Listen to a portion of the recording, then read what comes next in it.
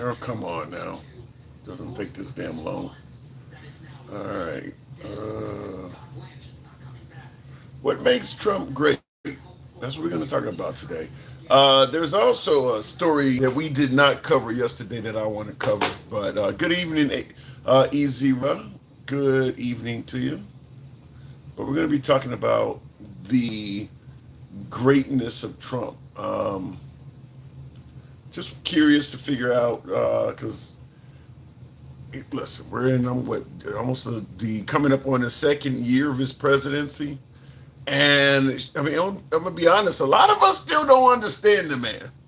A lot of us still do not understand the man. So perhaps you guys can help us make sense of it all. In fact, let me stop my TikTok because I didn't put the goals in there. Let me just bear with me for a minute. America's Didn't mean to do that. Okay. It's going to take me a couple minutes to get going because I screwed up something, but we'll make it happen. So hang in there. Sometimes this is the issue with live broadcasting. Shit can go wrong in real time, and it's going to take me a minute or two longer than it normally does. He's the greatest thief in history. That's not what we're talking about, Easy. We're talking about what makes him great, not what makes. He said he's the greatest thief in history. Charlie James says, I don't watch Fox News. Well, you don't just have to watch Fox to walk away thinking Trump is great. Newsmax will tell you that. You can hear it from OAN, One American News. I mean, there's other places that'll tell you the greatness of President Trump. It's not just on Fox. So, what makes him great? We're almost 2 years into his presidency. And there's a lot of folks who still tend to believe that Trump is the best president we've ever had. I personally do not understand it, but I want to be clear. I want to be taught. I want somebody to make it make sense to me. Why is it that in this economy, you see with the price of groceries and gas and the price of a home or a new car costs right now, things are not good financially for a large portion of the country. Yet, despite all of that, we still have folks suggesting or indicating that Trump is the best, one of the best we've ever had, one of the greats.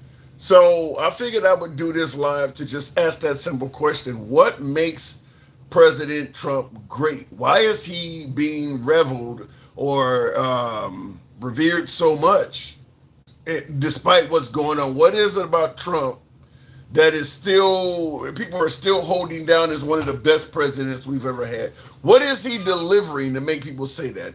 I've always was taught is the economy stupid and things like that. Well, the economy's not going well right now, and people are still celebrating Trump.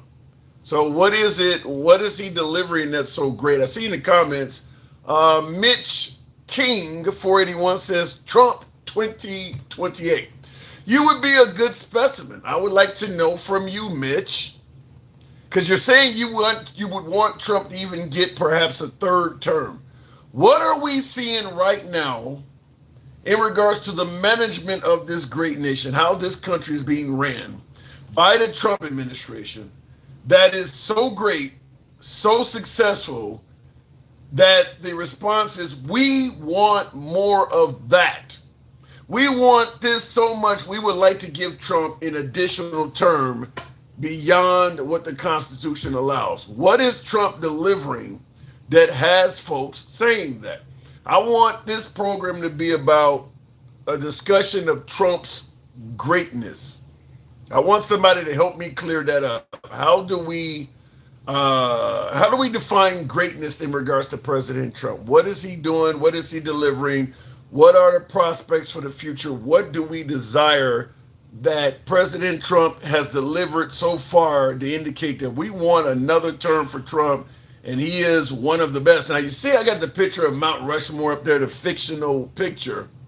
But make no mistake about it, there are folks who do believe President Trump's face should don that monument. There are folks who do believe he should be on Mount Rushmore or have. I mean, keep in mind he's naming all kinds of shit after himself anyway. It's already happening. So the possibility of him getting a monument, I think, is highly likely at this point. I think it's highly likely. Not Mount Rushmore because I believe, uh, I believe just on the merits or I can't think of the word I'm looking for. But physically, I don't think it's possible. Physically, I don't believe it's possible to carve another face in the Mount Rushmore. I think just the size of the mountain. I've been there. It's been about 20 years since I went to Mount Rushmore, but I think what is Rapid City, South Dakota, somewhere. I've been out there, and I don't believe there's enough room to carve another face into it. But that's not to say he couldn't carve his face into another mountain somewhere, or they couldn't add rocks or something and make this shit work. I mean, Trump operates under us when it comes to the taxpayer money, spare no expense.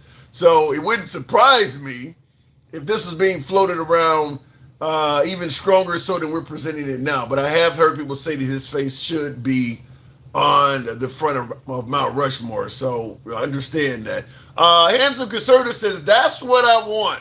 Make it make sense. To me, it all sounds like bullshit. I just can't understand. Support your local liberal. Wow. Well, that's what we're trying to find out. What we're trying to get Trump's greatness defined. Now, in addition to discussing the greatness of Trump and why MAGA sees him so differently than everyone else, and I'm not just talking about the loony left, I'm talking about independents and even reformed Republicans, the Liz Cheneys, the Marjorie Taylor Greens, the Mitt Romneys, the non-liberals. They don't see Trump as great. So what is MAGA seeing that no damn body else seems to be seeing? I want, hopefully, to get some of my beloved MAGA up here to clear this up. What the hell are the other folks not seeing in regards to Trump's greatness? Make it make sense. Now, also, this one here, I do got another story I want to run by you in addition to the discussion we're going to have about Trump's greatness and defining that. This one was in the news, I believe, yesterday or the day before. We didn't cover it, but damn, I do want to cover it today because when I heard it yesterday, I was going to add it to our discussion, but I'll do it today because I cannot believe this actually happened. This is obviously controversial, and well, I'll just play it because it really threw me for a loop when I heard this. Tonight, more controversy coming out of the GOP convention in Duluth over the weekend. A moment of silence dedicated to former Minneapolis police officer Derek Chauvin is coming under fire. Chauvin was convicted of second-degree murder in George Floyd's death. And Fox 9's So Young Kim spoke with the GOP convention chair who was holding the gavel at the time. And So Young, how did that moment come about? I spoke with State Representative Danny Nadeau over the phone, and he tells me the moment happened right after the invocation and says it was a motion brought by one delegate. Nadeau recommended against the idea, but the delegate wanted to proceed. In his duty as convention chair, Nadeau took it to an informal vote. The crowd approved, and Nadeau says they paused for a very brief moment of silent prayer for Chauvin. Criticism pouring in over what GOP convention officials say was not a pre-planned moment of silent prayer for former Minneapolis police officer Derek Chauvin. The Minnesota DFL party chair speaking out on the gesture. For the Republican Party of Minnesota to dedicate time to honor him with a moment of silence is outrageous. GOP. Now, obviously, any liberal in the state of Minnesota is going to think that's outrageous. But the question is, why don't the Republicans think that as well? Why would they have a moment of silence to a guy who is literally on video taking a man's life while in uniform? Why would they host a moment of silence for him? And obviously, you see the crowd there. I don't think there is any diversity in this crowd at all. This crowd looks like a jar of mayonnaise. I don't mind a non-diverse crowd, but I think any type of diversity would have pissed this crowd off. There's none, and it sounds like it went up for a vote of sorts, and they agreed to this. I see somebody in the comments, Kenyatta says it was in Duluth. I get it was in Duluth, but still, Minnesota's is a purple blue state. There's got to be some liberals in Duluth. It ain't all red, is it? Damn. So why would they take a moment of silence for Derek Chauvin? Make sense. I do want to, and I don't know. The Republican Party's not outraged about it at all. I haven't heard anything about it on Fox or any other Republican podcasters, which makes me wonder what the hell is the Republican Party trying to say by doing something like that. So we're going to discuss those couple things and, of course, the greatness of President Trump. And I see in the comments somebody say, Vic says, then you won't. There's got to be some Republicans that thought that was bullshit, right? They didn't favor paying off police officers that were beaten. I mean, they didn't favor paying off the January 6ers that beat police. So it's not like the Republicans are out of their freaking mind. They were against Trump giving money to insurrectionists.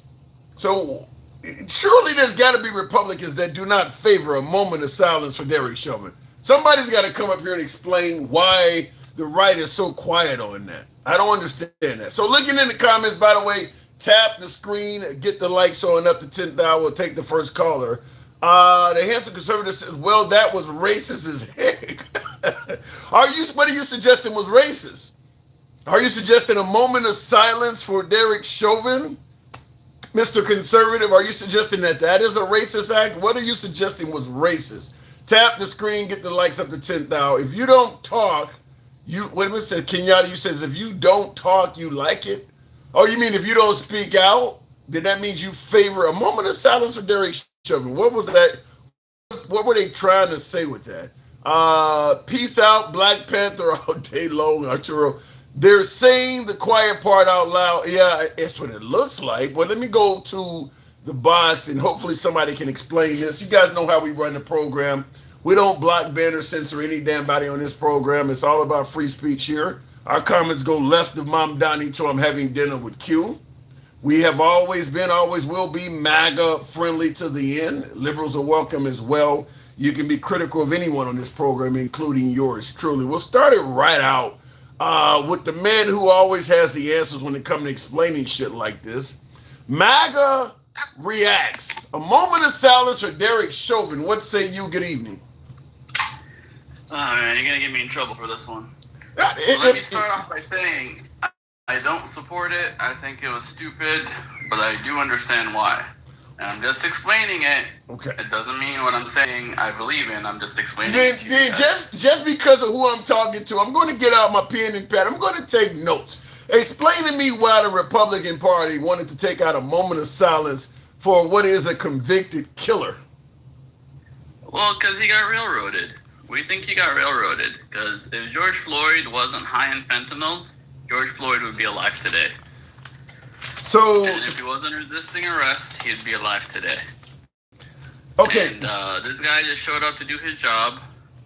And this really large guy, which, last time you made a whole thing, I was like, he's not large. He's definitely a large guy, George Floyd.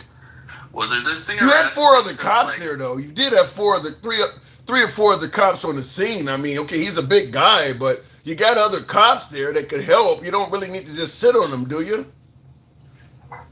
I mean, they're trained to do what they're trained to do, but he wasn't trying to kill the guy. He was just trying to subdue him. Just try to, Well, when you say they're trained to do what they're trained to do, how do you respond to all of the folks? I believe, including his academy mate that was in the academy with him some 20 years ago that said we were never trained to do what he did. I guess. I mean, that's after the fact. If you asked them before the fact, I'm sure they would have said, we're trained some takedown maneuver. Yeah, but that's speculation, though. She testified under oath that they were not trained to do this. I mean, you could say she would have said something else, but you're just speculating. We don't know that. We got to go with what she actually testified, which is you're not trained to sit on the guy that long. I got you. He should have just tasered him, and that's it, without trying to tackle him down. I don't know. Either way, if this guy wasn't on so much fentanyl and God knows what other drugs, he'd still be alive. I mean, he had no intention to kill the guy. Why would you sit on him for 9 minutes? The video of this, he's obviously not struggling. anywhere near 9 minutes. So why is he just sitting on him? Yeah, that was the fucked up part. I think that's where he really fucked up. So you do believe, Jeremy, so you do believe that Derek Chauvin did something wrong? Yeah, I mean, he was a little excessive, but again, if this man was normal and wasn't on so much fentanyl, he'd be alive. I don't. Well, once again, I gotta be here because my own side is not doing a good job of defending itself. Let's do this. Tim, it was already in the manual. You could find it electronically online that you do sit on someone's neck. And it was stored by the Wayback Machine. We have logs of it. It was taken down later because of bad press. So the manual says to sit on somebody for 9 minutes. That's in the manual. Yeah, it was longer than that, actually. It had like up to 30 minutes. What? There is no. No, that ain't true. Look it up. Look it up, Tim. No, I'm not letting. No, Tim. I'm not just gonna let you just blow this off by just. There is no manual that's gonna say sit on the dude for a half hour. Just because you laugh. It's crazy. Just because you laugh doesn't mean that it's untrue. Well, hold on. Here's why I'm laughing. There's every show out there from Live PD to Citizens on Patrol to cops. You've seen a ton of arrests, real arrests being made. Have you ever seen anybody sit on somebody for 30 minutes? Not for that long, because they don't have that long of a time to right. So the manual. They have them because usually they have them in the back of the paddy wagon by then. So in other words, there's no requirement to check and make sure the dude is still alive. Just sit up there like you're Captain Morgan, huh? No, that's not how it works. I didn't say that. Now you're putting words in my mouth. Okay. I'm saying it says that you're allowed to sit on them and subdue them for as long as it need be. Okay. So while you're sitting on a guy, if he is no longer struggling, do you have any obligation at that point? You only have the obligation if you feel that he is getting off of him would endanger your other officers. Yeah, but it's got to be based on something. If the guy is silent and not moving, it's going to be hard to make a case that I feel like if I get off of him, he may do something. He's not saying anything. He's not moving or anything.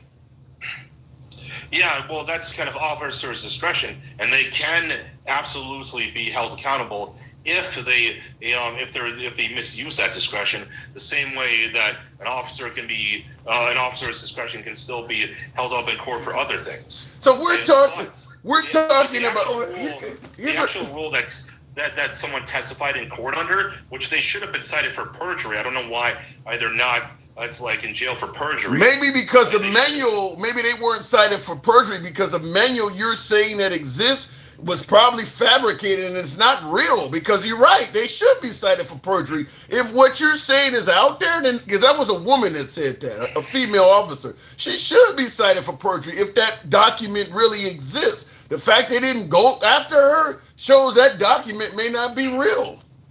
Or that they just didn't have the money to keep going. The defense attorney didn't have the money to keep going. MAGA would fork over whatever was necessary to go after her ass. But what if you don't have anything to fork over in the first place? MAGA, if she lied, hold on.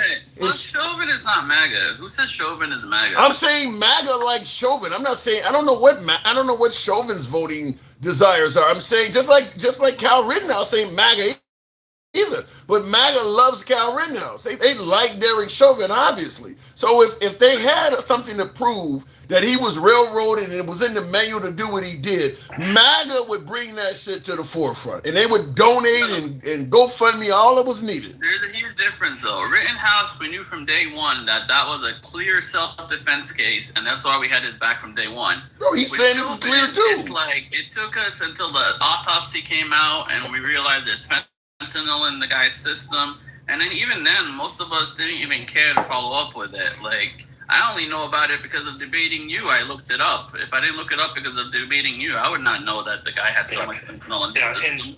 And Tim, like, I find it very funny that you're so willing to simp for someone like Floyd.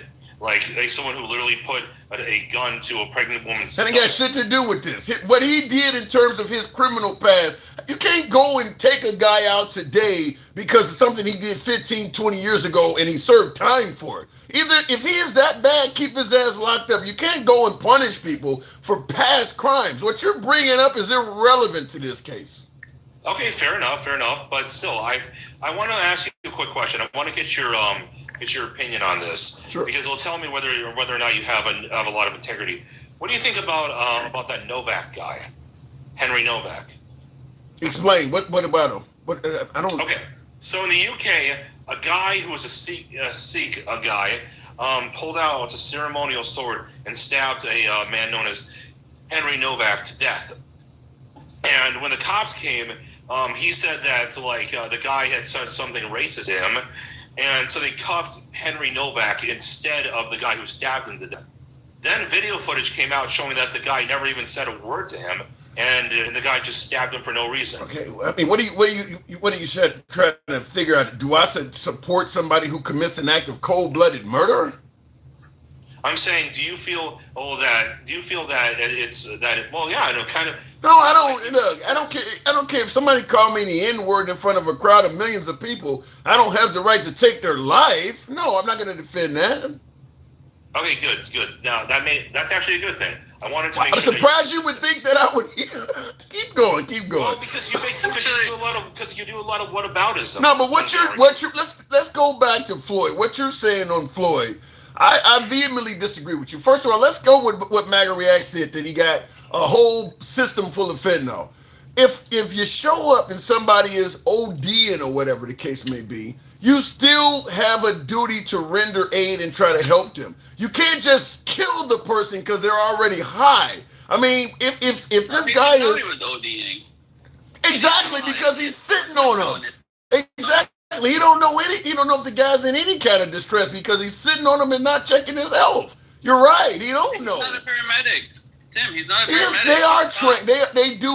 They do have a low level of trained paramedic treatment. Yeah, they actually do. Some of them deliver babies and every damn thing. I got you, but it's not their job. It's not his job. Yeah, actually it is. If you are arresting someone, it is your job to provide a duty of care. The paramedics had to show up and tell Derek Chauvin, could you get off the dude so we could check his vitals? He was still sitting on him when the paramedics arrived. That's because the guy was acting erratic. He had long since stopped acting erratic. At what point are you responsible for checking on the dude? Well, here's the thing. And when someone's acting erratic, you oftentimes have to wait until somebody who's better trained than you comes by and can do what needs to be done. Now, the only thing that I think they could have done, and that was different, is there's a type of restraint that they could have used. A type of restraint. It's like it looks a lot like what you would find in a mental hospital. It's specifically designed to and envelop somebody in like a fabric that's super tight on them. That could have maybe been a thing, but not all police departments have that, and it's expensive. Here's the thing that I think we are all where we having a disconnect. And I see somebody in the comments says, Tim, they tried to put George Floyd in a cop car with AC and then he tried to run. I'm not trying to defend George Floyd whatsoever, period. But my point is, just because someone is a criminal does not mean you're free to do whatever you want to the guy. And that's what we're trying to, like what Jeremy did. He brought up the fact that this dude committed some really violent felonies decades ago, or years ago. You have a job to do. You don't get excused because it's a bad guy, and that's what I think we're trying to do. When you got the guy on the ground, even if he's resisting arrest, at some point you have a responsibility to check on the guy. He's obviously not struggling.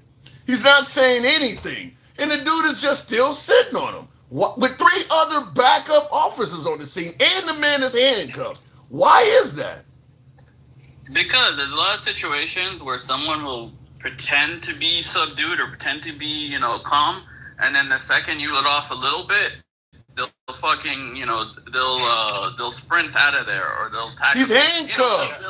You let off, and they use that as an opportunity. You got 4 officers on the scene, and the man is handcuffed. You really think he's going to get up and y'all can't catch him?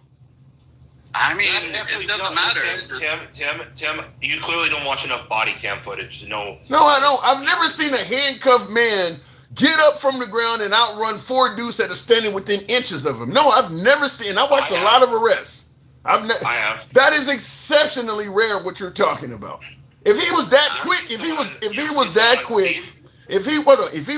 quick and he was that big and strong, you would have never got him in handcuffs to begin with. Then. First of all, it's not all about getting away. He could have easily harmed one of those officers once he broke free of Chauvin's tackle. So why not sit on him for an hour? Why stop at 9 minutes then? Because the paramedics were there and they could tranquilize him. So you guys make it sound like they were taking on a fucking horse. George Floyd wasn't that strong. He's not a small dude. It's 4 guys. It's 4 dudes there. Tim, I have seen all sorts of crazy shit. I have seen and guys hopped up on so much meth that they've been able to fight off 5 people. I didn't see out of the entire arrest of George Floyd when he was actually alive and kicking. I didn't see anything to indicate this. I don't know. Both of you guys are younger than I am. There was a movie once. You may have seen it. Arnold Schwarzenegger in Commando. The scene where they're trying to arrest him in a shopping mall, and there's a bunch of cops that jump on him. He knocks them all off. That's what you guys are trying to make George Floyd look like. Arnold Schwarzenegger in Commando. He's not that fucking strong. He was not that strong. He's still pretty big and strong. There's plenty of examples. There's a lot of videos on the internet, people doing just what you described. Real people. We watched him get arrested. He was not manhandling the cops like that. We literally, if he was that strong, they would have never got him in handcuffs. He wasn't that strong like that. Tim, I'm telling you right now. The thing is, Tim, is that you are looking at this through the eyes of a civilian who does not have to go out and face these people, who doesn't have to worry that they're potentially wrong and they could get severely hurt. Not when the guy is in handcuffs already. You got 4 cops around. It's 4 of you guys, and he's already in handcuffs. And you're telling me you still concerned this guy may be hard to handle? Yes. Bro, spend like 5 minutes on YouTube of handcuffed guys fucking going out of control and see what happens. I have never seen a handcuff. You want to know something, Tim? Like, this is kind of similar to when people say, like, oh, the person pointed at something that was like not a gun at the officers. Why did the officers take them out?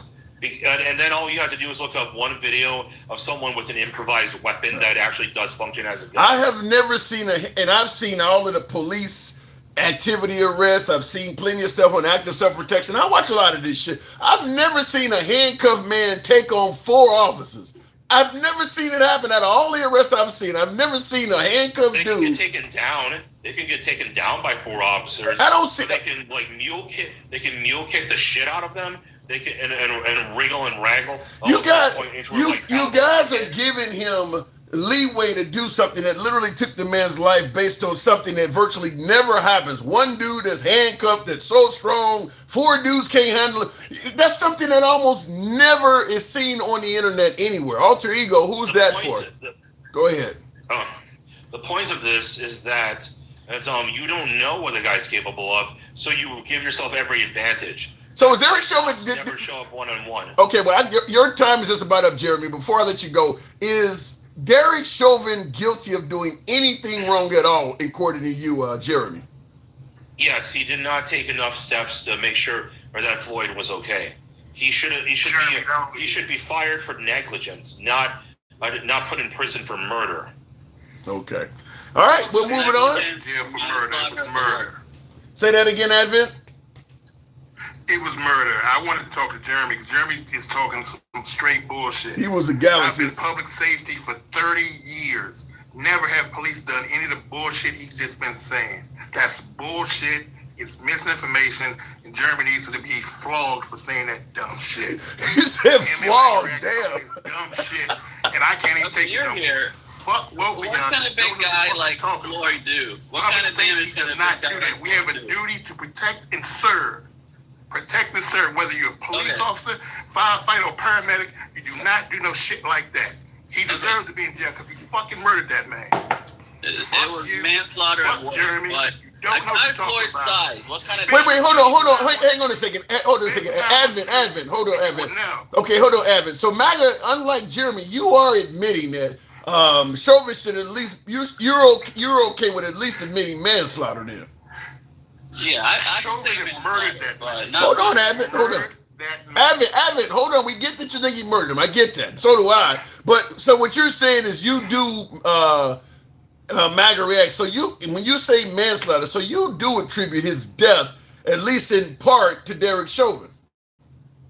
Yeah, no, there was It was definitely some caused by negligence Derek there, and Chauvin, even what's his name? Jeremy said negligence. He was very negligent, but Yeah, but he just said fired. He wouldn't even manslaughter is pushing it. Derek Chauvin, according to Jeremy, he wouldn't even lock the dude up. He was just saying he'd be fired. I would put him in jail for negligence, but not murder. He murdered him.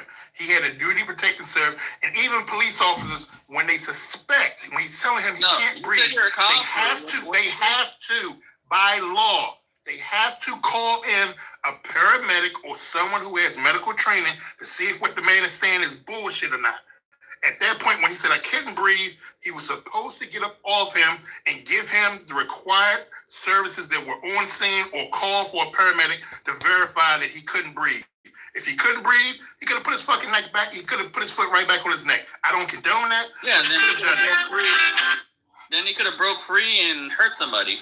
He's handcuffed. He was on the fucking ground with 4 officers on him. You are dumb as a fucking rock. Go play some Play-Doh, you dumb motherfucker. Stop sitting here talking that dumb bullshit Are all you the saying time. he's a little girl? You stupid as fuck. Little girls You are dumb as fuck. We're not Let playing him make his no point, more Advent. strange fruit. We're not playing with no more hanging black people, stepping on black people's necks. Fuck you. That's not Fuck doing him Jeremy. being black. Not I didn't gonna say anything happen. about him being Hey, black. Hey, I said he's a big Slim, dude.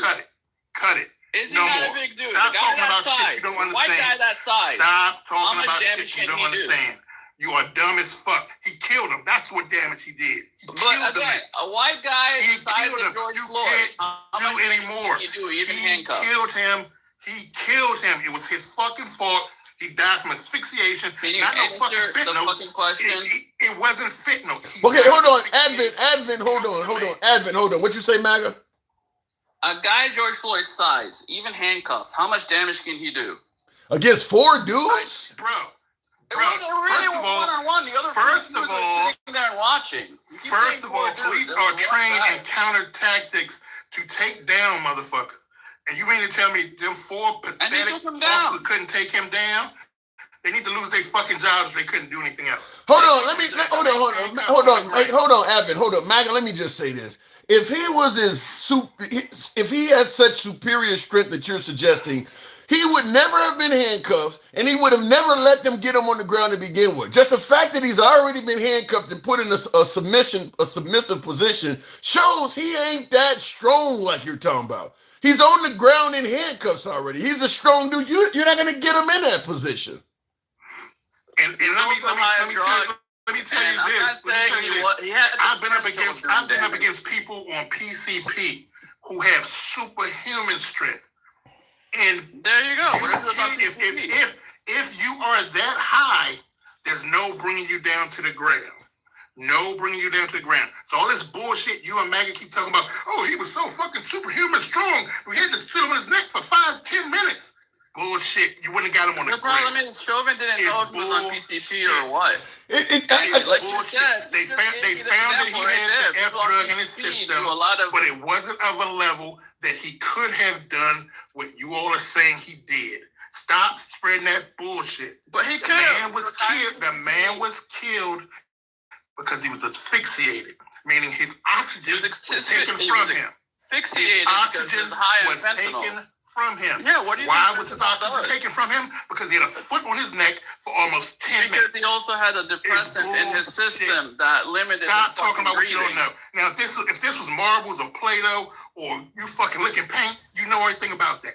But everything else, stop talking about shit you don't know. You come in here every day saying some dumbass shit. All you did was insult me. You haven't made a single decent point. Okay, I gotta move it on, gentlemen. Like I am PCP That's can be all I very need to dangerous. say. I just got tired of hearing the bullshit, Tim. Alter Ego, you a galaxy. But this motherfucking Jeremy are dumb as shit. Don't listen to what they saying. The man was murdered. Chauvin got what he deserved. He needs to be in jail. Stay in fucking jail. I'm out. All right, Avid, thank you. Hey, I Magarians, agree. real quick. He should have been in jail, but not for as long as he had. What would you? How long would you have given? How long would you sentence? How long would you sentence him for? 2 years for negligence. Maybe like 4 for like manslaughter or 5 for manslaughter. But I don't know what his sentence is, but definitely not more than that. I mean, he was just doing his job, man. I know it looks bad. It looks real bad.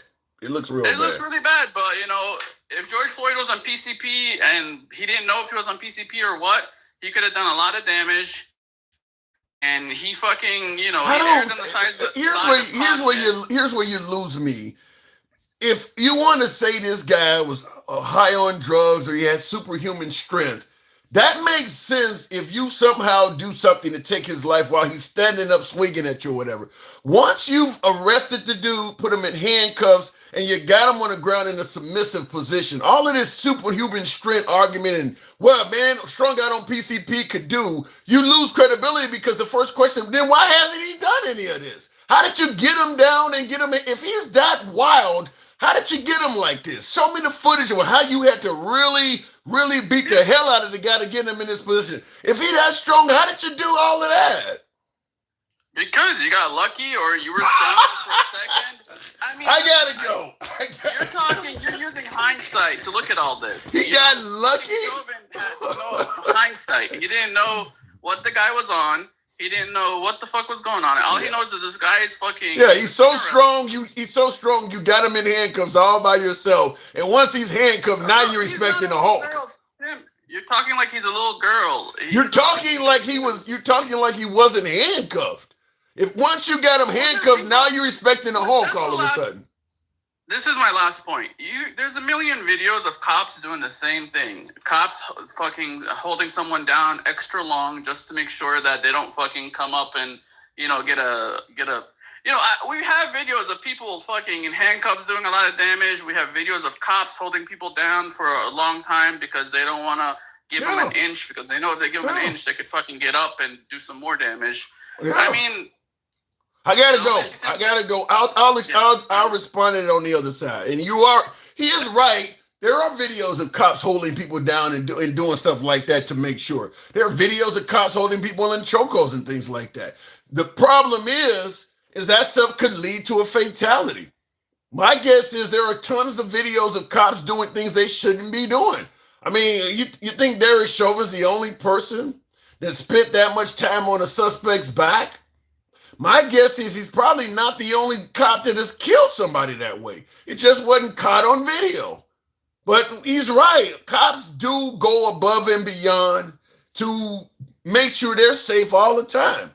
And sometimes when they go above and beyond, they kill people. They just don't put it in the report of how the person died. In fact, I believe there was a report that was released before the footage came out of how Derek Chauvin perished. And the report is totally coincides with what actually happened.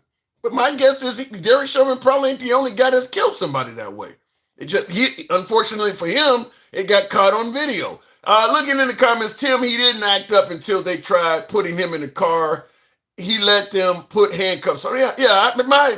To me, the whole he is a Hulk and we don't know how wild he may be argument loses credibility when you got a man in handcuffs and he's on the ground in a submissive position. If he was that wild and that strong, you wouldn't have him in this position. So that's where, if like I said, if they had really did something to the guy that cost him his life while while George Floyd was on his feet, taking swings and kicks and things like that, it might have been an argument about we didn't know this guy had superhuman strength. But when you got him on the ground handcuffed and you got him in a submissive position, it's hard to explain this dude laying under your knee how he has superhuman strength and you got him there. You heard when I posed that to my last caller, his only response, well, maybe he got lucky and got him in that position. Because there's no answer for that. Let me go back to the box, tap the screen. We're describing greatness or trying to make it make sense. MAGA definitely still tends to believe that Trump is, if not the greatest president we've had, at least one of the greatest. And I'm trying to get folks to help me make sense of that. Let me make sure I'm on Wi-Fi from my tab. So we're trying to make sure, or we're trying to get an understanding of why is that. I want you guys to help me define greatness in reference to the commander-in-chief, because we know what the economy's like. We know the fact that we're at war with. Currently, we have no way out of this. It doesn't sound like the Trump administration has any way of getting us out of this war. I mean, at this point, threatening to kill everybody in Iran is not working. I mean, he's done it probably about 10 times at this point. They're not budging on threats. So there's no clear way out of what we're dealing with right now. So we're dealing with an endless war. We're dealing with an economy that's in the tank. And somehow folks are still suggesting that Trump is the greatest we've ever had, or at least a great. So I want you folks to help me understand that. So I'll go to the box, tap the screen. We should have been at 20,000 by now. Tap the screen, get us up to 15,000. We'll take the next caller. It's only an endless war if we don't go in and get the job done, says Handsome Conservative. I don't even know if we could go in and get the job done and do it in a timely manner. As they pointed out, the enriched uranium that we want from Iran is buried deep beneath the earth in horrible terrain for combat. Lots of places to hide, lots of places to launch attacks. So you got that problem. Then in addition to that, bringing uranium out, carrying that out requires scientific level individual. You can't. Delta Force is not going to deal with uranium. You need scientists to deal with that kind of shit. Just because of the nature of what you're dealing with. If this stuff leaks or spills, if it's exposed to the air, you could lose everybody you sent over there to pick it up from radiation poisoning, et cetera, et cetera.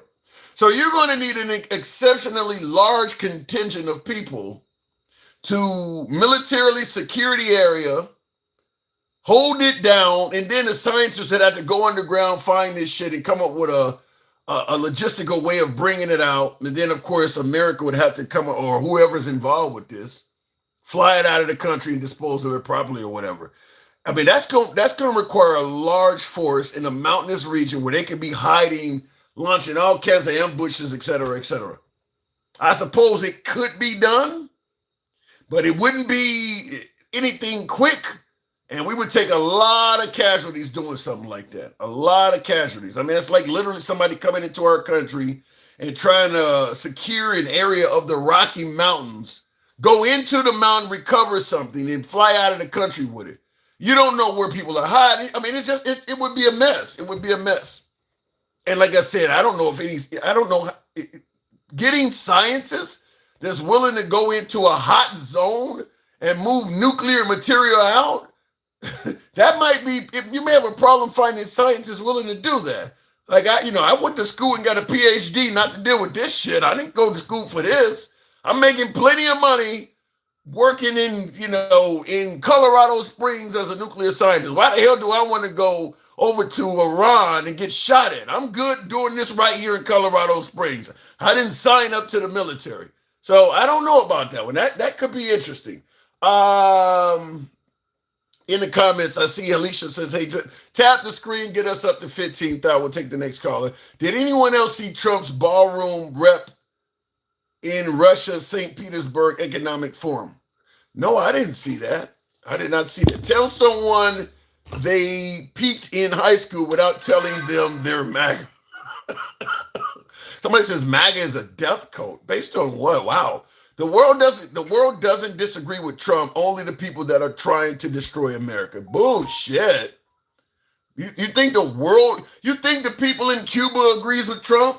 You think the people in Greenland agrees with Trump? You think NATO agrees with Trump?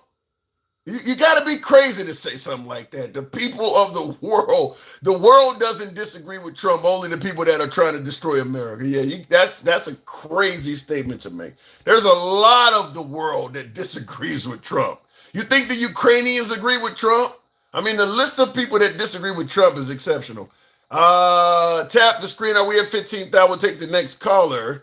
Real quick, I'm going to do a poll. Was George Floyd the victim of homicide? I'm just want to see how this goes, because so many folks, I've had a few folks already suggest that George Floyd died of a narcotic as opposed to homicide.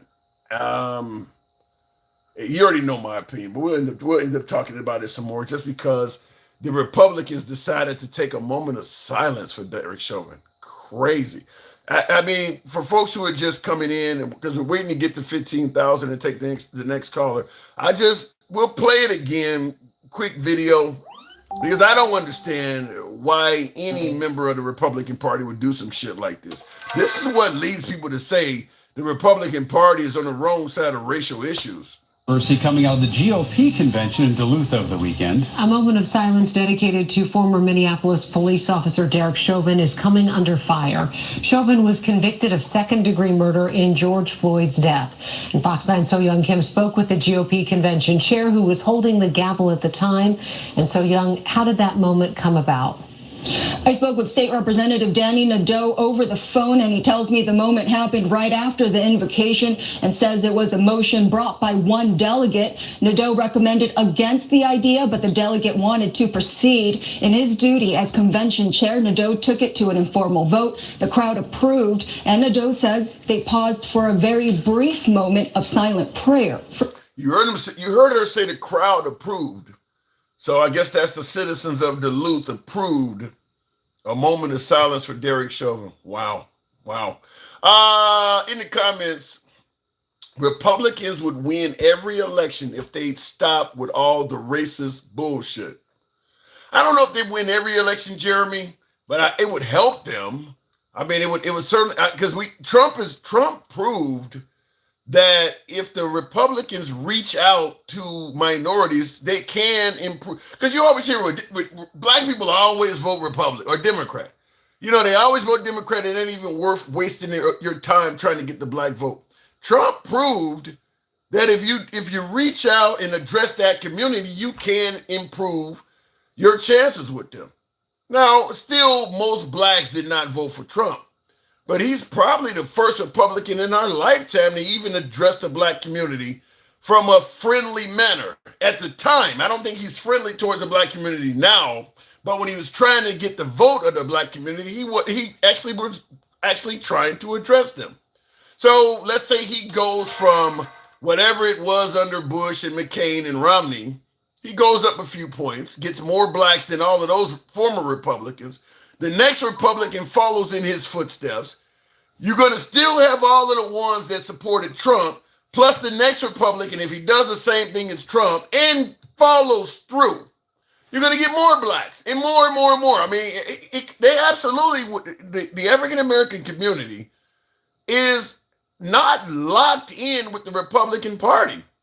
If you actually do some kind of outreach, they're not going to vote for you if you never show up in their neighborhoods and you're always just saying negative shit about them all the time. So the viewer is right when he says I don't believe they would win every election. I don't believe that whatsoever. But I do believe that the Republican Party could do a lot better with minorities if they drop the shit that the minorities is calling racist.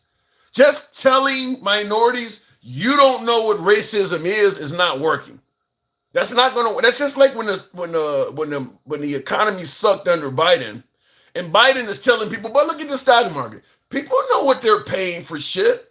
They don't need you to tell them the economy." That's what Trump is doing right now too. You're trying to tell the people the economy is not as bad as they can clearly see it, and that's what the right tries to do. They try to tell minorities that racism does not exist when they're looking it in the face. So, yeah, I actually do believe the Republicans could do a lot better. Now, there's obviously other issues, the way women feel like they're being treated, the Muslim community, the LGBTQ community, all of that stuff is going to hurt them as well. But it would absolutely help out a lot if they weren't doing that. Evil B. Babu says, "Hey, Tim, good afternoon. How's the show going? You're the man with the knowledge." Really? You're the man to make people smart. Really? You're the man to bring upright where to get it popping. I'll take that last part. I'm not the guy with all the knowledge. I'm not a know-it-all. That's why I bring everyone together, including you folks, you fine folks. We can all educate each other. So there's no know-it-alls on this program, but Evil, I appreciate the support and love. The only people that support Trump peaked in high school and used MAGA as an excuse.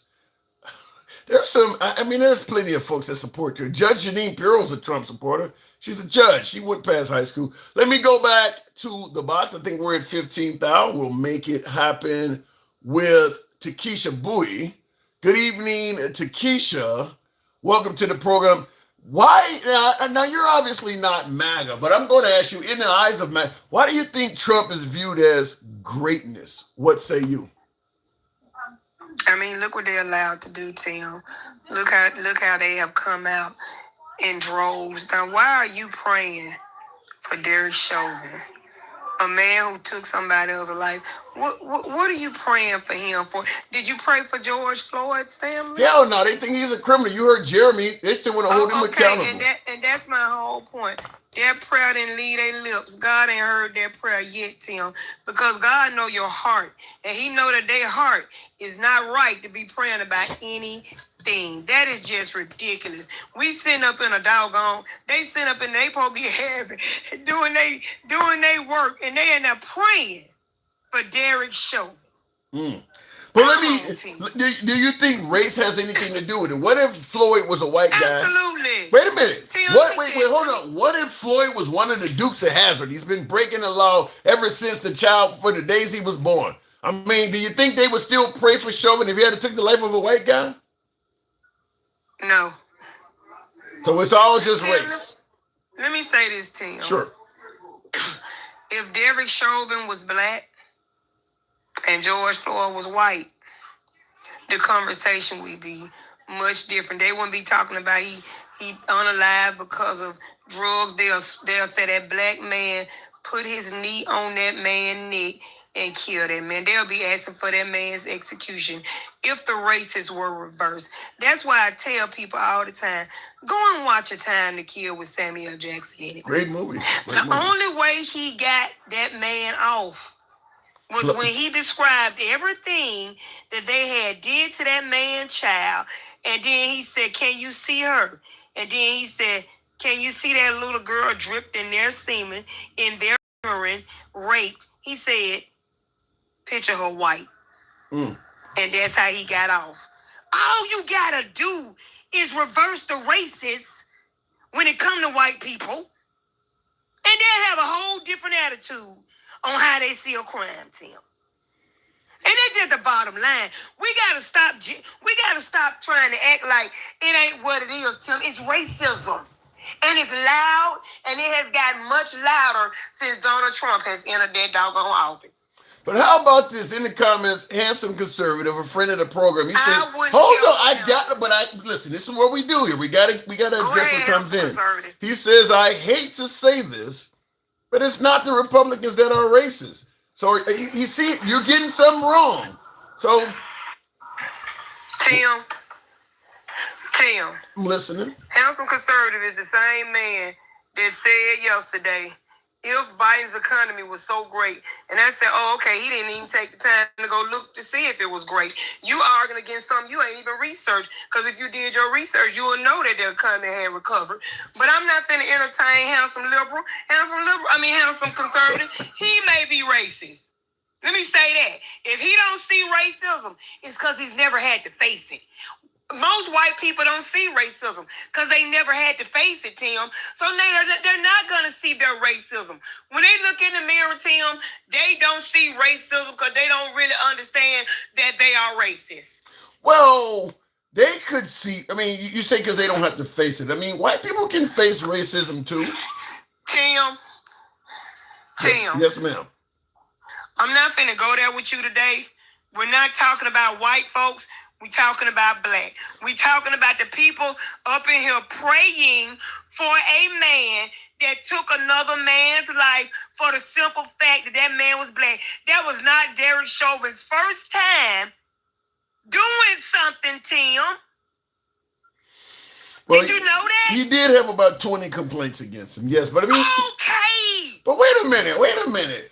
Any cop, inner city cop, in a diverse environment that's been on the force as long as Derek Chauvin is probably going to have a few people that made complaints against him. That's just part of the job.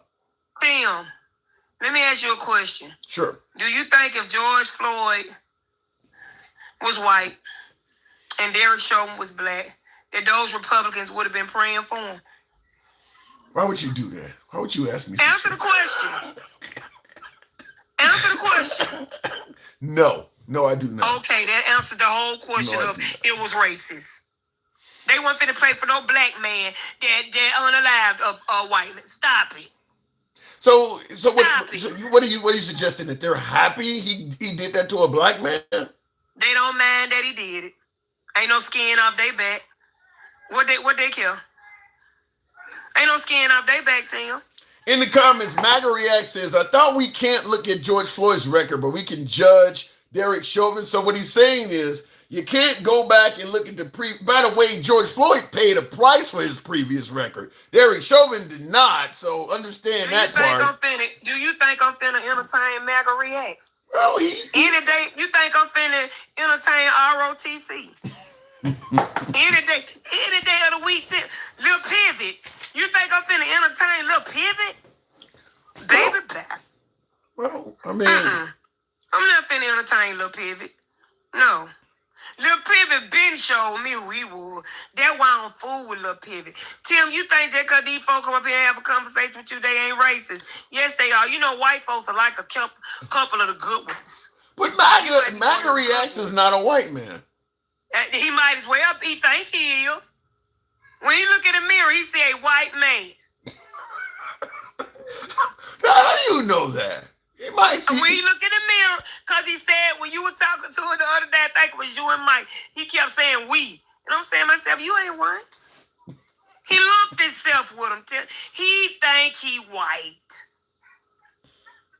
Well, I mean, I hear what you're saying to some degree. He did say he might be able to pass as white, so he did say that. And he don't think he can pass. He probably on there putting white powder on his face and then probably buying white foundation just so he can look a little whiter. So I don't fool with MAGA. So you're saying he's in the mirror patting white powder. White powder. Is that what you're trying to tell me? Still, he's saying, is this white enough? Is this white enough? Well, apparently, he sounds like he disagrees with you. I didn't see his. I don't care. He wants to come up and talk to you. I don't see his request. I don't care. Bring him up. I'ma still say the same thing at the end of the conversation. It don't matter. Okay. Well, you ask, you receive. MAGA. Good evening. What bullshit is this? You're racist, Pivot. I'm not racist at all. Racist, the only one racist here is you because you see everything through race. You are racist, Pivot. I don't care what race fucking Floyd is. If anyone's high on not much fentanyl, you're racist, ROTC. Why are you? What has he said? Hold on a second. I do want to hear from you. And I don't think I'm white. I don't think I'm black. Yeah, you do. Yes, you do. Because it's just I'm debating for one side. No, you think you white. Hold on, hang on. Hold on a second. Hold on. In the comments, Big Bo C says maybe we should pray for Tyler Robinson. That's the guy who took out Charlie Kirk. People already are doing that. People have already celebrated Tyler Robinson. Yes. Oh, listen to me. One more thing. I'm gonna see if anybody in the chamber gonna pray for him. I'm gonna see if anybody in the chamber is gonna pray for Cyrus' family that child took out. Let's see if we get some folks to do that. MAGA React, you been praying for that? I'm not praying for any of these people. I don't even know what you're talking about. You ain't praying for Floyd. I'm not praying for Chauvin. Yeah, you probably was over there throwing your hands up with a prayer. Yeah, you was over there praying for Derek Chauvin. I'm just calling out your Bible in your lap and your hands in the air, saying "Shunda da da da da." Yes, yeah, I heard you. And I'm the racist one. That was the most racist thing ever. I heard you. Oh my God! The only racist one is you because you see everything through race. I heard that shit since my grandmother. Oh my God! He was over there saying, "I'm coming in a Honda." Yeah. What is that supposed to be? Oh my Arabic? God! Speaking in tongues, praying for Derek Chauvin. That's what you were doing. Yeah. Sure. Whatever makes you sleep better at night. Don't that make me sleep better? I be up all night. That shit she is doing right there. You damn near got to be black and Gen X to even know what the fuck that. That is funny. I heard that in 20 years. Baby, these folks don't bother me. Oh my God, that is funny. Honestly, I'm gonna stand on what I say, and I'm not gonna change. me myself. Oh, The racist Lord. person here is That's you. funny. Babe, I'm not racist. You are. No, you're the racist. Yeah, you're the Everything you racist. has to do with race. Yeah, you're the racist. I never bring up race unless that's like what Tim word I'm wants going to to bring take it up because I can, because I want to, because I see it. All right. That's why came I up bring it here up. and I said, Until you have walked in my shoes, slept in my skin, you ain't going to understand it. I've done worse than that. I was Yeah, born please. Christian in a Muslim country. Yeah, You don't please. think they're a little mean to me growing up being Christian in an all Muslim country? I would be mean to you too. I've had to deal with actual people trying to kill me, not fucking bullshit. Oh, I'm so For your sorry. religion in Egypt? I'm so sorry to hear that. I've actually had family members kidnapped and actually essayed and almost killed. Mhm. You know, not Just for some your, hold bullshit. on. Oh, They they're were gonna- doing that just Well, because. guess It happened fucking a couple of years ago, not 400 years ago. I've had Well, my guess churches what, actually guess what? burned. Your They burned empathy 50 of our should be churches. your When was the empathy last for time other they burned people. one of your churches? Your empathy for other people should be at 100. Hold on a second. On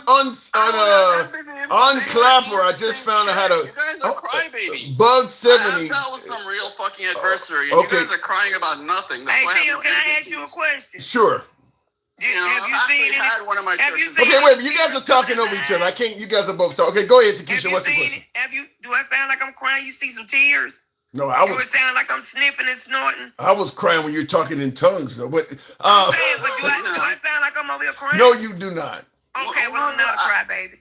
I've had a family member kidnapped, like, back in 2019. When was the last time you had somebody kidnapped by the KKK or whatever? I was kidnapped the other night by a man. All right. Yeah. Well, but hold on. MAGA reacts. While we may not have had any, we may have not been kidnapped. I think most African Americans are either most African Americans can tell you a horrible police story that they've either went through or they know somebody who's went through. Most black people know at least one other black person that at the very least alleges they were mistreated by police. It is that common. But see, I mean, Tim, same thing with us Christians in Egypt, but I don't come up here pretending. We're to be not a in victim. Egypt though. Why are you bringing up Egypt? but see, Tim, this my whole We're point also with- not in 1960 either. No, That's we're in not 2026, and this like is that. no, we're in 2026. I'm saying this is happening now. Most But African it's Americans nothing- know it's somebody, nothing or they've compared been to that what people person. in other countries. Tim, It's nothing compared to the actual adversary. it's nothing. Actual torture. It's in other nothing countries. compared to him because he hasn't faced it. Yeah, that was I what. did face it. What did I just fucking say? You I didn't just say it don't for fucking your sit here religion. crying about it every day. You saying about your religion. Ain't nobody talking about no religion.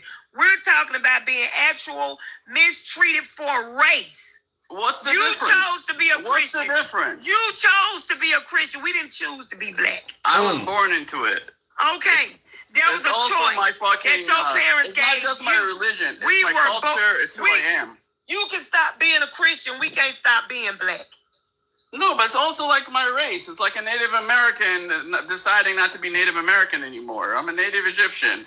I don't. The Christians in Egypt are Coptic. They're Native Egyptians. MAGA, let me just say this. Hold on. Not just my religion. MAGA, let me just say this. If somebody is telling you they're being mistreated by the law enforcement, countering with, well, I got treated worse, shows you're not an ally. Okay, maybe what you did is worse, but how does that help anybody out by you pointing out, well, in Egypt, they treated me worse than George Floyd? The man Because lacks of empathy, Tim. No, because what you're going through isn't really that bad. I could give you examples of actual people going through hell. How you gonna And tell what somebody you what's guys bad are like- to them? What you How guys you are gonna very tell somebody prejudiced. how their experience affected them? Because I've seen actual people getting hurt and killed Jesus in Christ. other countries. So this Tim. is nothing. Tim, That sounds terrible. Tim. Yes, If Takesha. you got Tim, That sounds if you terrible. stand outside the ATM and you got robbed, right? And somebody else got robbed at the ATM, but they might have got hit across the head. How am I gonna tell you that your experience was not as serious as theirs if I didn't experience what you experienced? Tim? That's exactly what he's doing. If someone got robbed for like $1,000 and you're complaining about someone robbing you for $10, I'm gonna say fucking call bullshit on your $10 robbery. That might have been my last $10. They might have had 30 more thousand in the bank. It doesn't matter. It's not the same. Baby, bye. Is this time up to you? I'm gonna move. How much time you got left? You guys were all bitching about Tell how that much white time you got kid. left. It's time for me to move it on to the next caller from both of you guys. Real quick, But though. You guys were bitching about that white kid, that 16-year-old getting bail, but freaking that black kid also got bail. What's his name? you talking about Austin Metcalf? You talking about Carmelo? Did the black boy Carmelo got bail, and the white kid. Did both the of black them boy different races. rape? The black boy murdered, and he got bail. Oh He my got God. an actual person dead. Actually, no, they're both murders. Never mind, they're both murders, and they're both 16-year-olds, and they both got bail. So don't make it about race when people of both races are getting bail. All right, folks, I gotta move it on. Tim, child bye. Magrex, thank you for coming through. And real quick in the comments on Clapper, the spamming. I don't normally block folks, but Ricky Guerra or whatever your name is, the spamming. You leave me no choice. I hate blocking and all of that shit. But when you're doing that over and over again, there's nothing I can do. This person's typing the same shit over and over again. Tap the screen, get the likes on up to 25,000. MAGA is racist to his heart, says Mikey. Yikes. Hey, Mikey, you don't like it. Tap the screen. That hasn't been proven yet. What hasn't been proven? He didn't murder that kid. He didn't murder the kid. We'll have to see what ends up happening with the trial has started now. The trial has started for Carmelo Anthony for the killing of Austin Metcalf. For the killing of Austin Metcalf. Here's the crazy thing. There is not a white person on that. There's not a black person on that jury. So he's an African American man at this point. He's no longer a kid, but he's an African American, and he is on a jury of all white people. So I don't know if you will call it a jury of his peers, but what do you guys think? Innocent or guilty? What do you think is going to happen with Carmelo Anthony? You think he'll be in the comments? Type innocent or guilty. I'm going to tell you my opinion based on what I've seen so far. I think he's going to be guilty.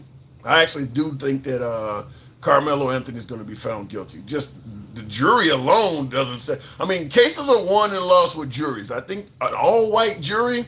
Ooh, let me know in the comments, innocent or guilty. What do you think? And stating what you think is going to happen doesn't mean that's what you want to happen. I'm not saying I want the dude to be found guilty, but I do believe that's what's going to happen to him. 50-50 SGB says, what he do or not do? Well, he's the one that was at, what was it, a track meet? These are high school kids. He's at a track meet, and he went to sit under an umbrella or something like that, or a sitting station, and it looks like mostly white kids under there, and they told him to move or something, and one of them tried to, if I'm correct, I don't want to, get this wrong, but I believe they told him he had to move. He couldn't sit under there, and there was some words exchanged. Apparently, they tried to physically remove him or something like that. Anyway, he had a knife in his backpack, and he said, "If you touch me again, you're gonna see what happens." And they touched him, and he stabbed one of them in the chest, and that guy perished. The guy did die. So it is, so he's pleading self-defense. The indication is that he was going to be jumped by several of them, and he had to stab one in self-defense.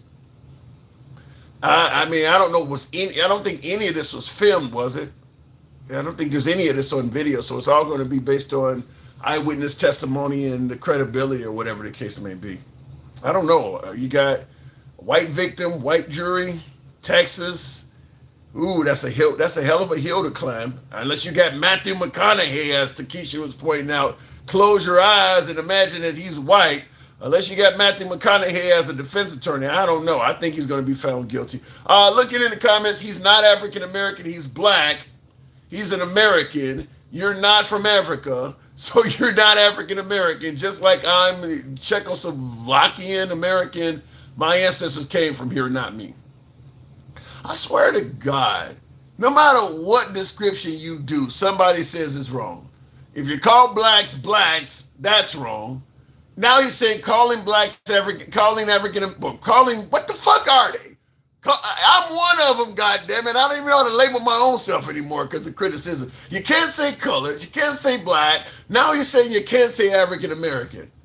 What the fuck? God. Anyway, let me go on with the show. No matter what you say, you're going to piss off somebody. By the way, we have a poll going. 80 responded so far. Question being, was George Floyd the victim of homicide? 65% of the participants say yes. 35% say no. 80 votes so far. 80 votes, 81 votes, 82 votes so far. 66% says yes, he was a victim of a homicide. So it's about a third of the respondents are saying no, he was not a victim of homicide. Austin Metcalf was on performance-enhancing drugs. That's what killed him, not being stabbed, according to Magarex. That's funny. Connick saying that George Floyd was on PCP or on fentanyl. He said that Austin Metcalf was on some kind of drug. If you ain't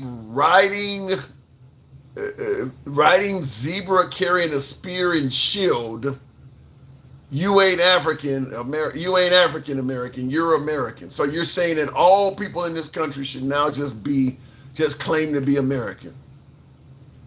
Okay, look. I'll tell you this: the only reason people are calling themselves black, colored, or African American is because the same people now bitching about them not calling themselves American made up all of those divisive names to begin with. The black people that came to this country did not call themselves all those names. The white governance that was here is the one that picked all those names. Now that the African Americans or blacks or colored folks or whatever fucking term you want to use, now that they've adopted it, you're trying to tell them, no, actually go back and call yourself an American. What complicated webs we weave. Tap the screen, get us up to 30,000. We'll continue on with the next caller. A jury should be mixed with various people, says Bug70. I agree with that, but that's not how the system runs. The jury pool probably was mixed. With various people. But you're going to have the defense attorney and the prosecutors sifting through the people. And it probably was in that area. Chances are the jury pool probably was more white to begin with because there's probably more whites in that area. I mean, it kind of is what it is. But, you know, if he's African American or colored or whatever you guys want to say, this is getting complicated with you motherfuckers. But anyway, whatever you want to denote him, he was melanated. And the jury's not melanated. So my guess is that's not going to work in his favor. We'll go to the next caller. Dion says Republicans are racist. You're saying all Republicans? That can't be the case. You think Tim Scott is racist? You think Justice Clarence Thomas is a racist? Really? Let me go back to the box. We'll go to Smokey. Good evening, Smokey. Welcome to the program. I'm not a lawyer. Moving. I know white people have melanin too. True. That is true. Smokey, good evening. Good evening. How are you doing today, sir? I'm doing good. We're in the trenches today. Good to have you back on the show. So, do you know of the George Floyd story? Yes, I do indeed. What happened to him, in your opinion? It was I go to systems aspect. It's something that's been occurring for generations and a long time, and we'll never go to the systemic problem to analyze it. And he was caught up as a victim of the system. Tell me more about this system. Well, now you're Irish, right? Correct. I live in Vegas currently. Okay. I've lived in the U.S. for 30 plus years and written laws in the U.S. Would this same system have put you under the knee of Derek Chauvin? No, it wouldn't. It would have given me more privilege, especially with an accent as well. They would have probably elevated my whiteness because they would have a connection to being Irish usually. Yeah, the police force going all the way back, certainly on the East Coast, the Irish were the ones that really started. So I guess so you do subscribe to the theory that white privilege is real.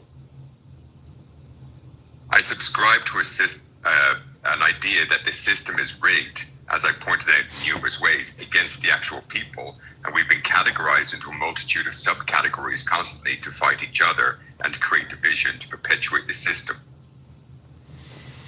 How do you respond to, because there's a lot of folks that are, a lot of Caucasian folks say white privilege is a joke and it's not real.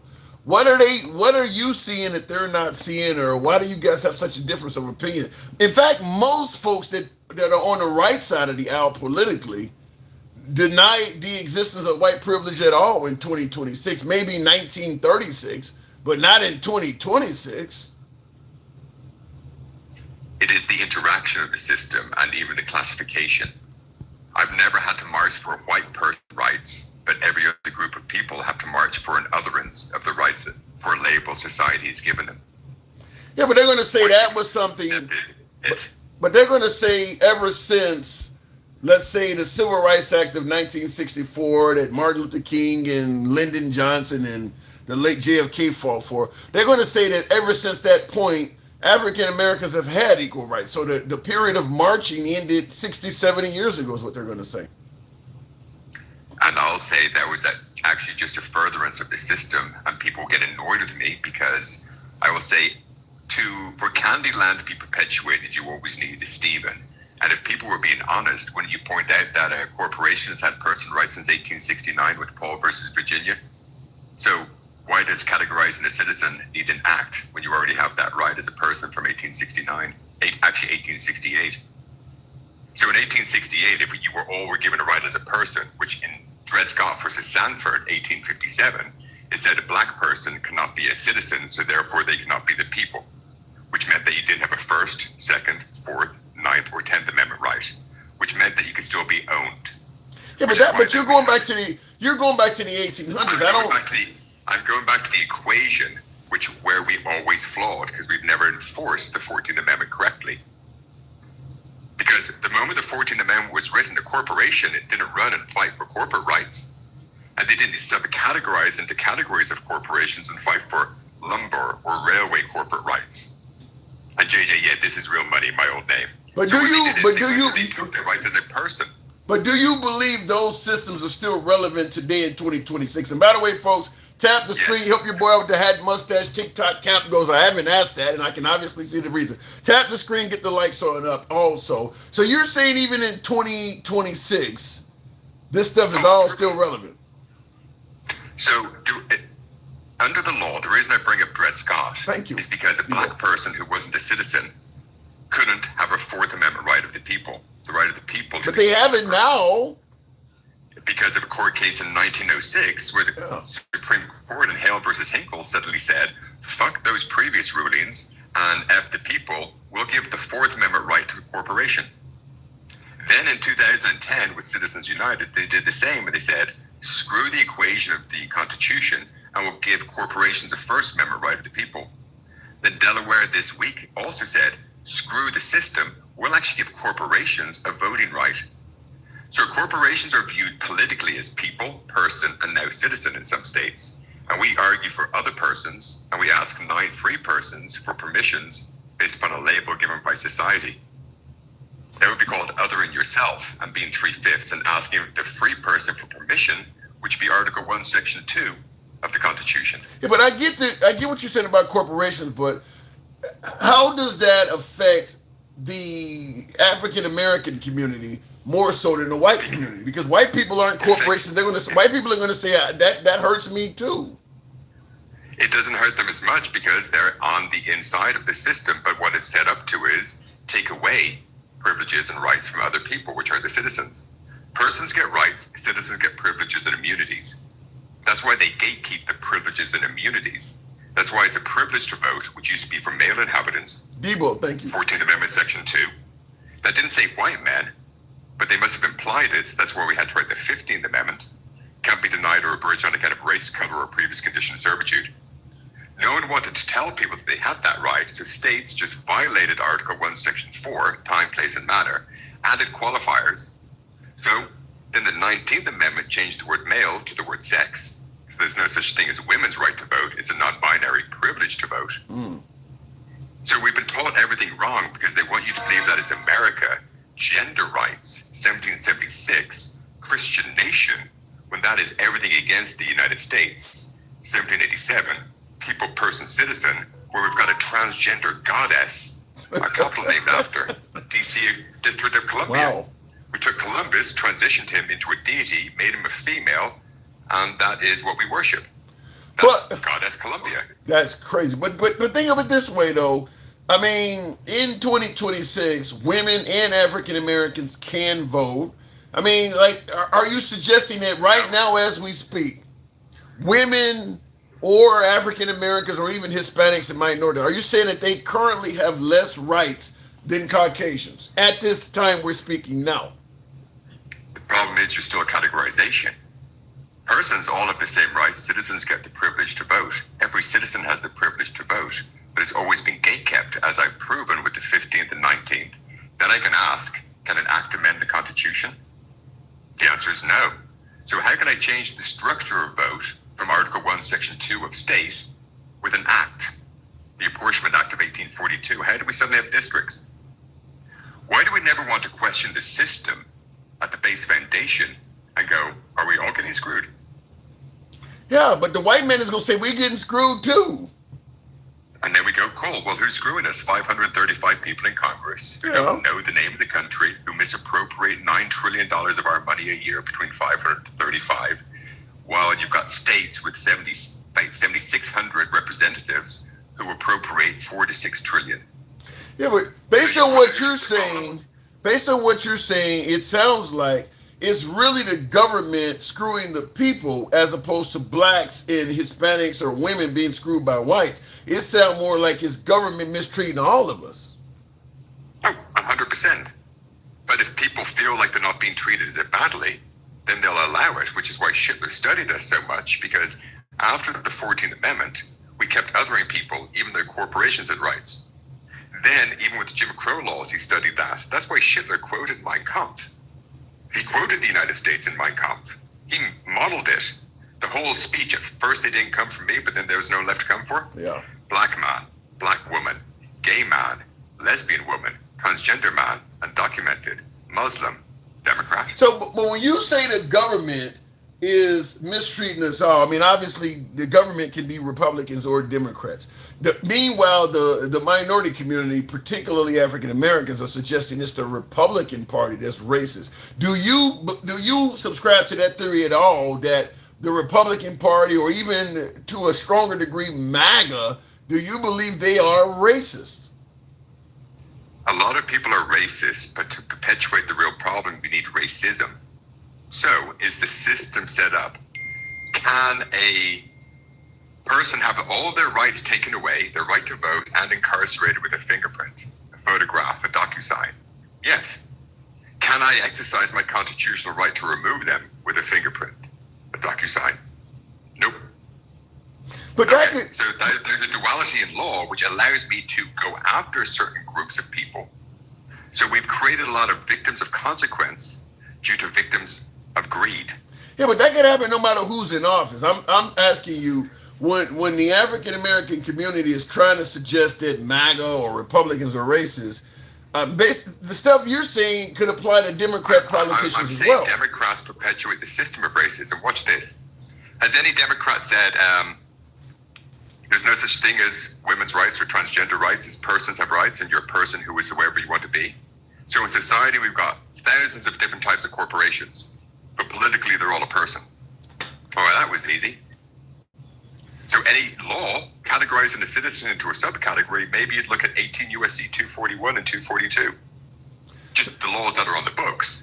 Maybe they could say America's not a country, we're the United States, where you can live in a brothel town or a dry town, a gambling town, a devil's lettuce town, but every person has the same rights to due process, and every citizen has the same privileges and immunities of the people. But corporations aren't the people.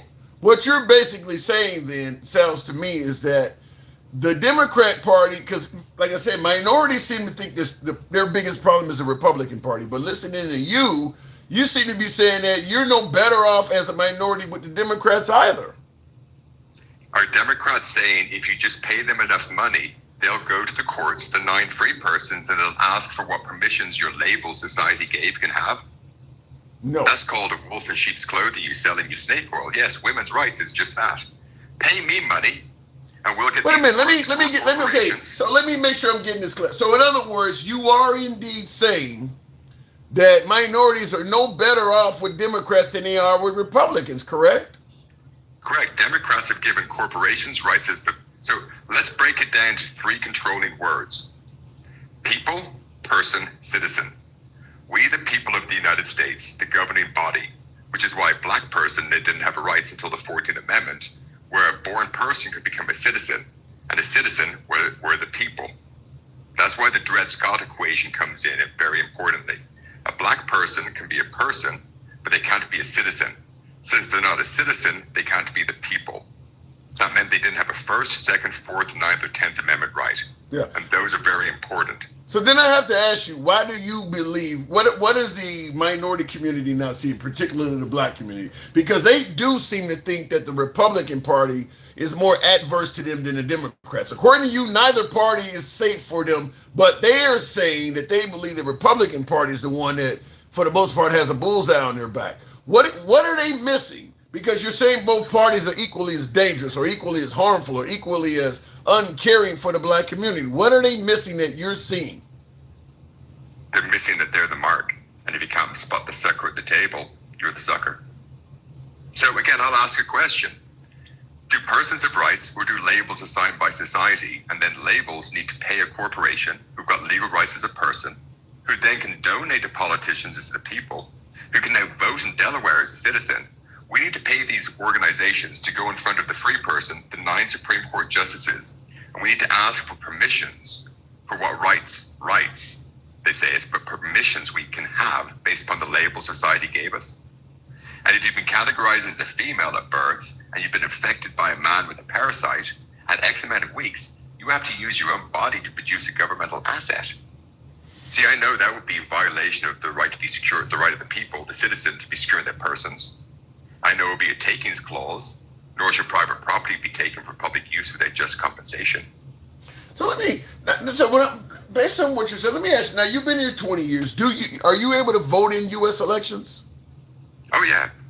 See, where I also know that white privilege is correct. I walked into small towns in Colorado, to sheriffs, to the police, to the city councils, and I told them that they're wrong. And I got them to write laws for devil's lettuce. I got them to change their phrasing. I got them to write the regulations. Then I got the states to copy it. And I was able to walk into small town, backwards nowhere, as a white person with a much stronger accent. And I told them that they were wrong. And they listened. And then they let me pay them for licensing for devil's lettuce. Then the states copied it. And I did this in other states. So yes, the privilege is real. So I'm curious, and so is my audience. You're voting in U.S. elections. Do you identify with either party? What I do is I voted Democrat because their intent is good. And if we can change our messaging, instead of saying women's rights, trans rights, pay us, we go persons have rights. Corporations can't be the people, so that gets rid of Citizens United. That gets rid of their Fourth Amendment right. Let's just reset. Can people be incarcerated with their biometrics, but we can't vote? Okay, so every state has to have a biometric manner of vote. People want it, they can use it, but it's not mandated. Have you ever voted? Have you ever voted Republican? No. Okay. Because their intent is for the system to be America first, America great, 1776, white male patriarchal Christian nation, pretending they're decent and moral, all while they're running their brothel towns, gambling, devil's lettuce, and alcohol. That's called Trump Nevada. Their system is of racism, and I don't support a racism system. Everyone can be an ist. You can be a capitalist, socialist, but it requires a system to have socialism or capitalism. So I do not support systems that will be racism, but everybody can be racist, and that's where people conflate the words. All right. So you're saying everybody can be racist? Because I get hammered all the time when I say blacks can be racist too, because a lot of folks believe that blacks cannot be racist. I believe anybody can be a racist. Anybody can be an ist, but there's only ever been systems of an ism for a race perpetuated by white people. Okay. I agree the system was set up by whites. I agree with that. But what I'm saying is, racism, though, is a system to oppress groups of people. Now, there's been classism and there's been religious wars. Like the Irish were all white, but we were oppressed because we were Catholic. So I can be nationalistic. There's nationalism. There's capitalist and capitalism. So everyone can be an ist, but it requires a system. But no, there has never been a system where white people have ever been at the racism necessarily. It's more you're Catholic. well, You're white, so you're telling me that you can't be a racist unless there's a system backing it up. No, racism and ism. So capitalism is a system. To be a capitalist, like you can be socialist or Marxist, but that doesn't mean we live in a Marxism or socialism society. Yeah, I hear what you're saying. I don't quite agree with that, but I understand the point you're trying to make. I do got to move it on, Smokey. Of course, it's been a pleasure. Always, and Just thank to you. let you know, on one of the other aspects you were mentioning there earlier about the jury, that's a Sixth Amendment. You've got a right to a public trial by an impartial jury of the state and the district wherein the crime shall have been committed. Yeah. Well, So you should have an impartial jury, so you'd be questioning if they can be impartial. good luck with that. Yeah, I The get challenge that. is yes. Well, I appreciate your time as always. we'll certainly find out. Smokey, thanks for coming through as always. I appreciate it. Thank you, sir. Anytime. Bye-bye. Tap the screen, get us up to 65,000 THOU if you will. Tap the screen, get the likes up. That was Smokey and D. Smokey always comes in hard. Smokey, thank you very much. Appreciate that while we were discussing. Thank you very much for that amazing bear there. Evil B Babu says, Tim, your caller is great. For he is a historian. The guy must be a genius at history class. Can you ask him, can I register for your classes by the summer? I don't know if Smokey teaches a class, but he is good. He is really, really good. I didn't have any other issue other than we disagree on one issue. I don't believe you have to have a system behind you to be racist. I think you can be, I think there's a lot of things that we as African Americans endure, ways we are victimized, and we yell racism, and the person doing it there's no systemic connection to it at all. And we'll still say that person is being racist. A Karen coming out and, yelling at you or something, and no system is backing her up. There's no system back. There are plenty of white people that do shit, and they end up being held accountable for doing it. So, because the belief is that if you're Caucasian, you can do whatever you want, and there's a system in place to back you up. A lot of white people have went down for being racist. Yeah, not all of them. I agree with that, but plenty of them do. There's no guarantee if you go out and do some racist shit as a white person, the system's going to back you up. Look at Derek Chauvin. They didn't save him. He's in prison. So I don't automatically agree that being white, the system is. Now, I do believe it's more favorable if we want to talk about statistics and statistical probability. If I'm doing something based on hate in America, and I'm going to be caught and there's an attempt to hold me accountable, I would rather be a white person in that situation. There is in my opinion, higher statistical probability that I may be able to get away with it if I'm white committing a hate crime than if I'm another race. But there's no guarantee of that, is what I'm saying. There's no guarantee. Plenty of people that are Caucasian do hateful shit, and they're held accountable too. So it's not guaranteed you're going to get away with it. Otherwise, that means that anybody white in 2026, if you do something racist, you can do it right in front of the cops. Nobody's going to do anything. I don't believe that.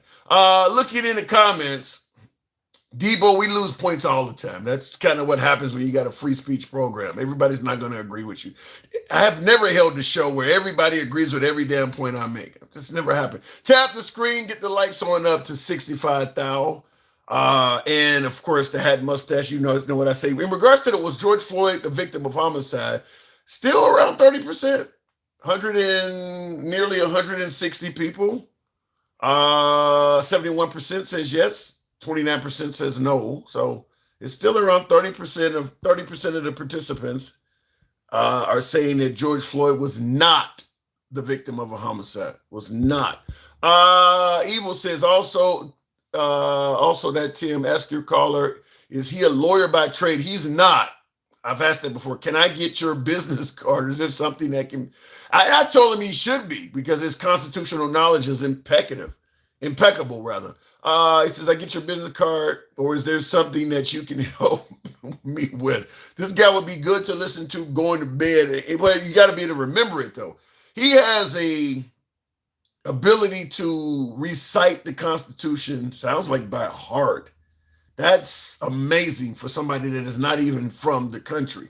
That is most Americans, I'd probably say probably 90% of Americans, certainly the ones that are not involved in law, could not do that. I know I couldn't come close to it. Let's go back to the box. Debo said he just followed him. Yeah, he's a good guy to follow. I agree with that. We'll go back to the box. Gregory Lover. Tap the screen, get the, yes, Bake Boss, that is the Irish guy. Tap the screen, get the likes up. Don't know what happened with my last caller. Do you follow Attorney Di? Yes, I've been following Attorney Di for a while. I do. I've been watching her before Trump got elected. She reads the court cases and explains them and all that. She's good. I've been following her for a while. Don't know what happened with my last caller, but we'll continue on. That boy Fresh. Does he have a podcast? That I don't know. You have to let me know in the comments, and I'll let people know in kind if he does. That boy Fresh, you're on mute. So we'll give him a chance to unmute. If not, we'll move on to the next caller. Ask any Democrat attorney, what are gender rights, says Smokey. I have to be sure to ask that. I don't know. Is there, well, is there, do you have, I know they have an amendment. The civil rights says you can't fuck with people based on gender, sexual orientation and all of that. But I don't know. Do you have gender rights? I've never heard of that. I don't have anything and pull back a lot from this. Smokey. Looking in the comments. The other day at my apartment, I briefly interacted with 3 white dudes who were wearing bright collared shirts tucked in. They all looked exactly the same, almost like Uncanny Valley. Don't know what that means. Gender rights are human rights, says SGB. Makes sense to me. Let's go to Miss Mo Better. Good evening, Miss Mo. Hey, Tim. Hey. So I'm going to ask you the question right off the bat. I think I know the answer, but I want to hear from you. George Floyd, was he the victim of a homicide? Absolutely. We all watched it. Whether they wanted to admit to the fact that he was unalived by that man or not, it happened. And we all watched it. What about, you heard Jeremy and, I don't know if you heard Jeremy and Maga reacts earlier, but they were trying to suggest that this guy was loaded with narcotics in his system, PCP, fentanyl, and... All right, so let's back up to that. If that were the case, if he was in distress from having an OD, why wouldn't he administer any kind of assistance to help him be alive? Either way, he is a murderer. Well, the claim is that Chauvin did not know that he was in distress. It doesn't matter. If he stated that he couldn't breathe and this man failed to give him any kind of assistance, he is still, the blood is still on his hands. There's no way of dressing that up. And the crazy thing is, while we're talking, I got ABC World News on behind me, and this video came up the screen said, police kill wrong man, wrong gunman. And I'm just thinking to myself, I bet you it's going to be a black guy. And it surely was. Of course, because they all fit the description. They all fit the description. And let me tell you something, Tim.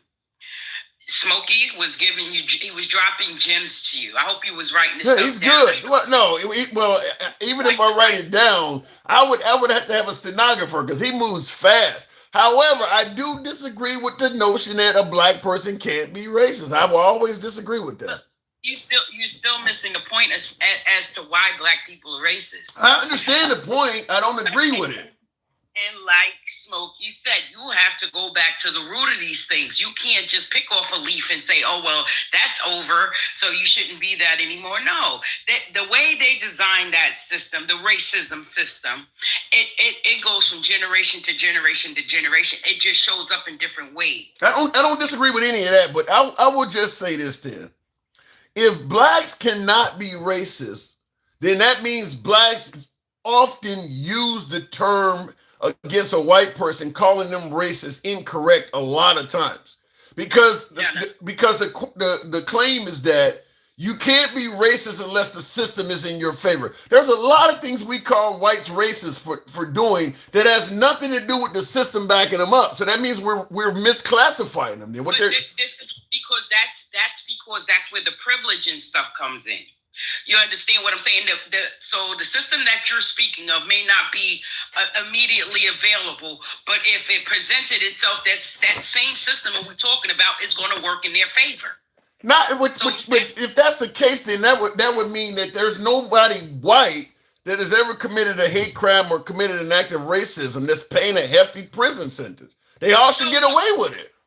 No, no, they do. They do pay. Some of them pay for them, but some of them don't. Okay. But for the majority of this shit going on, Tim, we know where it came from. Again, I'm still stuck in the root, and I can't, because I'm not gonna plant a orange tree and expect to get figs out of it.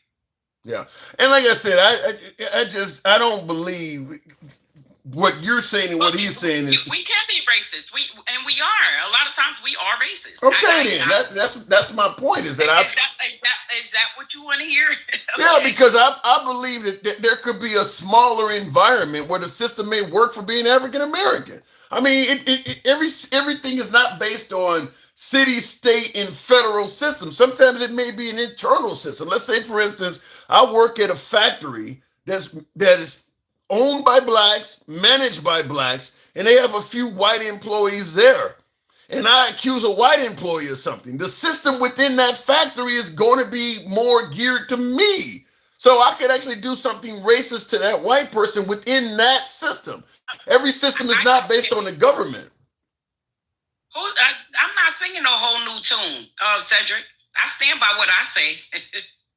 I absolutely stand by what I say. I said it before. Yes, we can be racist. Some days I am. But that goes off energy. It's matching energy. It has nothing to do with because you're a person another color than I am. I go off energy. So if that's what makes me a racist, then that's what I am. Yeah. Like I said, I'm not going around. Here's where I vehemently disagree. Is that a white person can do something to me that the black community will deem as a racist act, and then I could turn around and do the exact same thing to that white person, and they would say, "Well, no, you're not racist." That's where you lose me. If it's racist when it happens to me, it's racist when it happens to you. Well, but I don't have a system behind me. If that white person is being punished for what they did to me, they don't have a system behind them either. So I don't buy that. Because we already know it's now about it's more about classism actually than racism when it comes to a lot of things. We already know that. However, the powers that be are the ones who pushes the narrative of racism. I don't disagree with that. The card and all kinds of things like that. But what's happening now is the same laws and things that they were using back then. They're trying to invoke them again now. I don't disagree with that. And the thing is, now you have black people and brown people and stuff that are not putting up with that shit that they put up with years ago.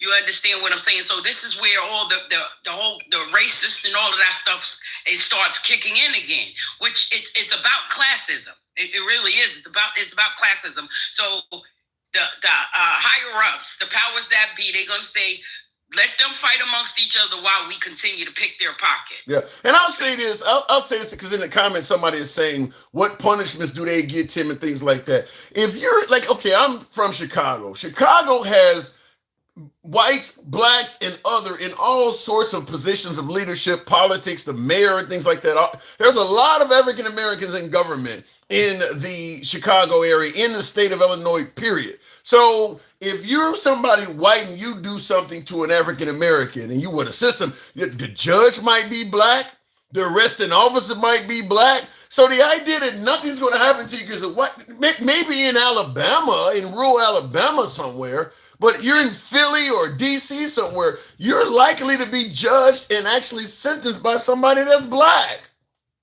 Well, that's true. Like you said, it depends on the area. Yeah. But that does not dismiss it. That doesn't dismiss that it exists, Tim. No, I'm not. I agree with you that it exists, which is why I mentioned statistical probability. I do believe the system still is more favorable for whites in terms of statistical probability, but it's not a 100% for them, 0% for us. If you are someone white and you commit a hate crime, you can't, this is not 1930 where you can feel confident. The jury is going to let me go. The cops ain't going to arrest me. You can't, a lot of people do.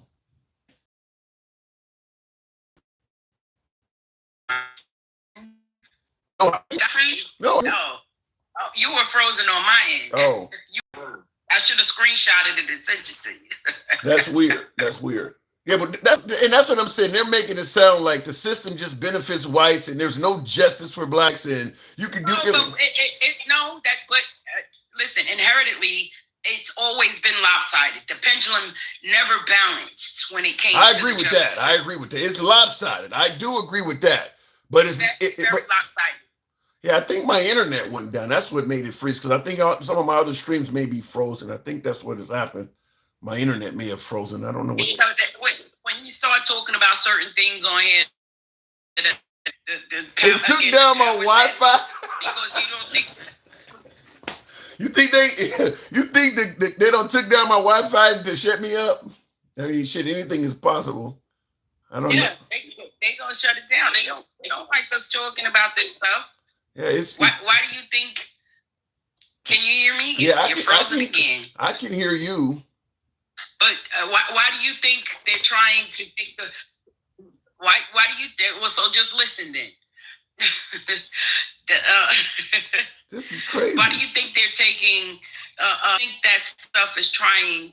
They're trying to get rid of that stuff. And if it wasn't so bad, why did any of these programs like DEI and laws and stuff have to be made to say that we are equal? Let me be clear. When you're talking about, hold on. Let me just say this. When you're talking about taking away books and erasing history, I don't think that's a white versus black. That's Trump's, the MAGA side of the aisle doing that. That wasn't happening under Biden. Biden is a white guy. He wasn't doing that. Bush wasn't doing that.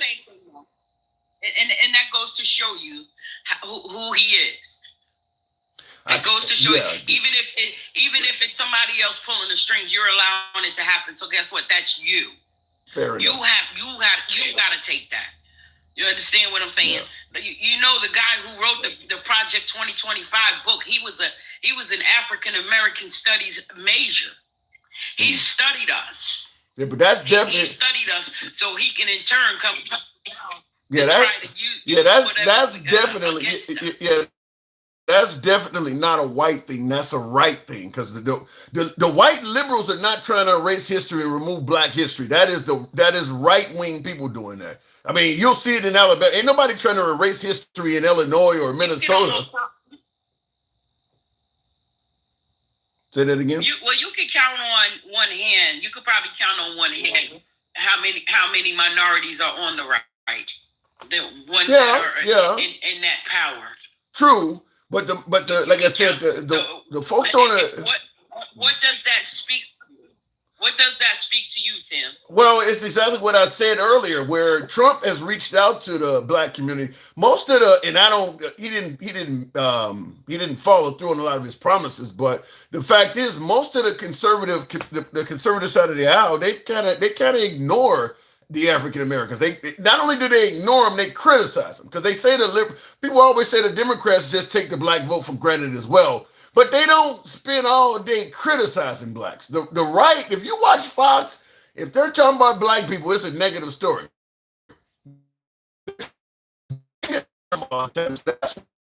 Look at the right, there's an absence of African Americans. Why do you want to be around people that are always saying negative things about you?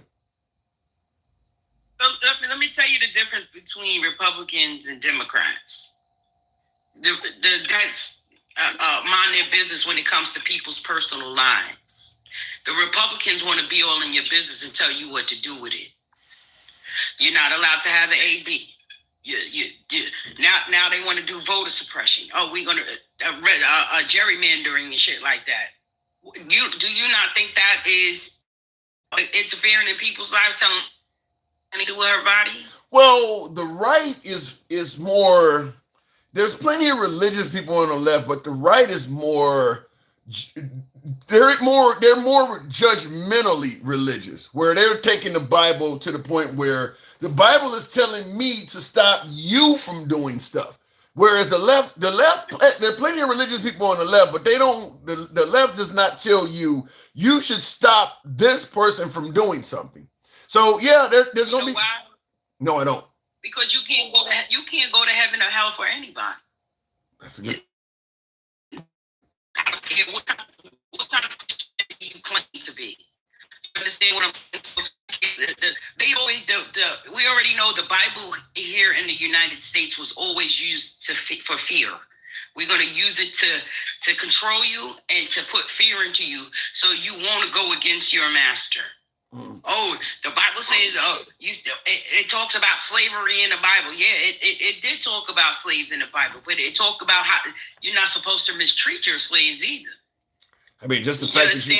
But those are those fake patriots. Those are fake patriots, and they want to be Christians. The fact that you can even have them is bad. And the way they talk, Satan is actually their God.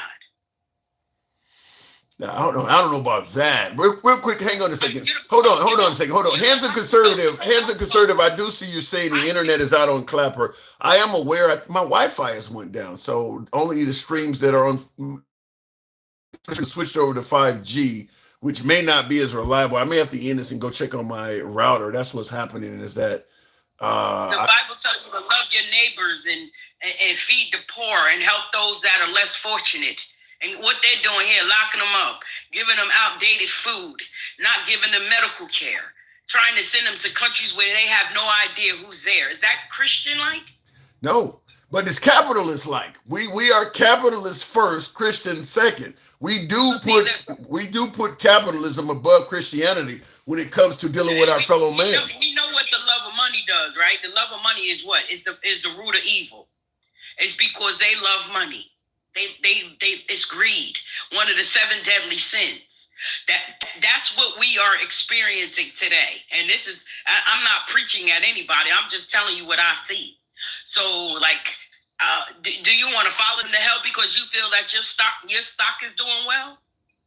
I think there's a lot of people preaching heaven and hell that don't even believe in heaven and hell. They're doing it for power.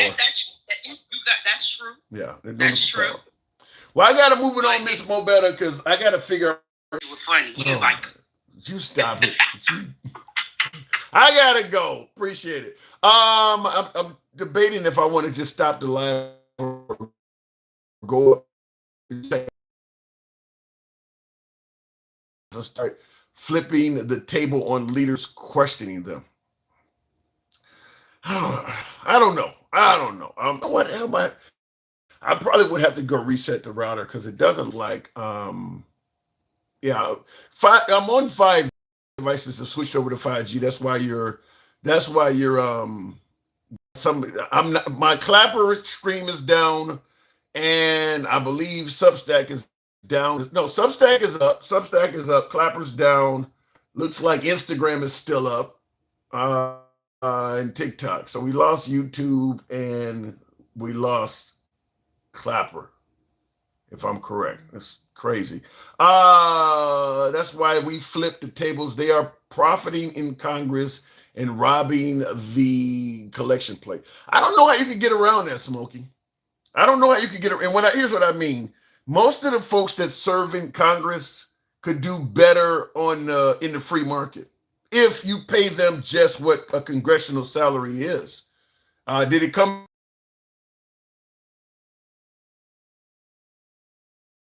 working in Congress? They would do better because what is the congressional salary? 175,000 or something like that. I believe it's something like that, 175K or whatever the case may be. If they only got that, because folks are saying they don't want them to be able to get any money once they leave Congress, and they don't want them to get any health care that's better than ours. You just want to reduce the pay of Congress. You don't want them trading stock and all that shit, obviously. Well, then most of them are going to say, fuck it, I'll go in the free market. Because running for Congress, you only get 2 years. You got to put in all that work to run for election. And if you win, you're only there for 2 years. It is some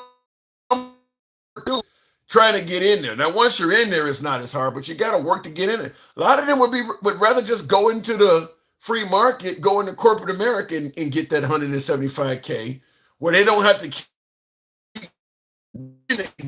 their job 2 years. So to some degree, you got to pay them. You got to sweeten the pot and give them a little bit of perks if you want the best and brightest to run the country. Now, we can go back and forth on whether the best and brightest are currently running this country or not. That's an argument to be made. But I do think if we paid Congress what a lot of us think they should earn, you would probably get a lesser quality of congressional people in there. I mean, it's just, there's no way to put people in power without them trying to find ways to get paid. I mean, that goes all the way down from the beat cop all the way up to the president of the United States. You give people power, they're going to try to find ways to finagle that power to their benefit. Right? Anybody in power is doing that. Any group of people, not any human being, but any group of people, there are people among that group. And like I said, that goes all the way down to the beat cop on the street, all the way up to the president of the United States. They're going to find ways to get something, skim something off the top. So I'm fine saying 750K. But where's our 9 trillion yearly? Yeah, you give them 750K, there's no argument. Yeah, now you're talking. That might be a bit too much, but I get your point. I mean, I don't believe they should. I certainly don't believe that. To me, if you're in Congress or Senate or president, you should be banned from investing. You should literally be banned from doing it the time you're serving the country. Just, you can't even do this. Just like if you work for a casino, you can't gamble while you work for the casino. You can't gamble at the casino you work at, or if you play sports, you can't gamble while you're a professional player.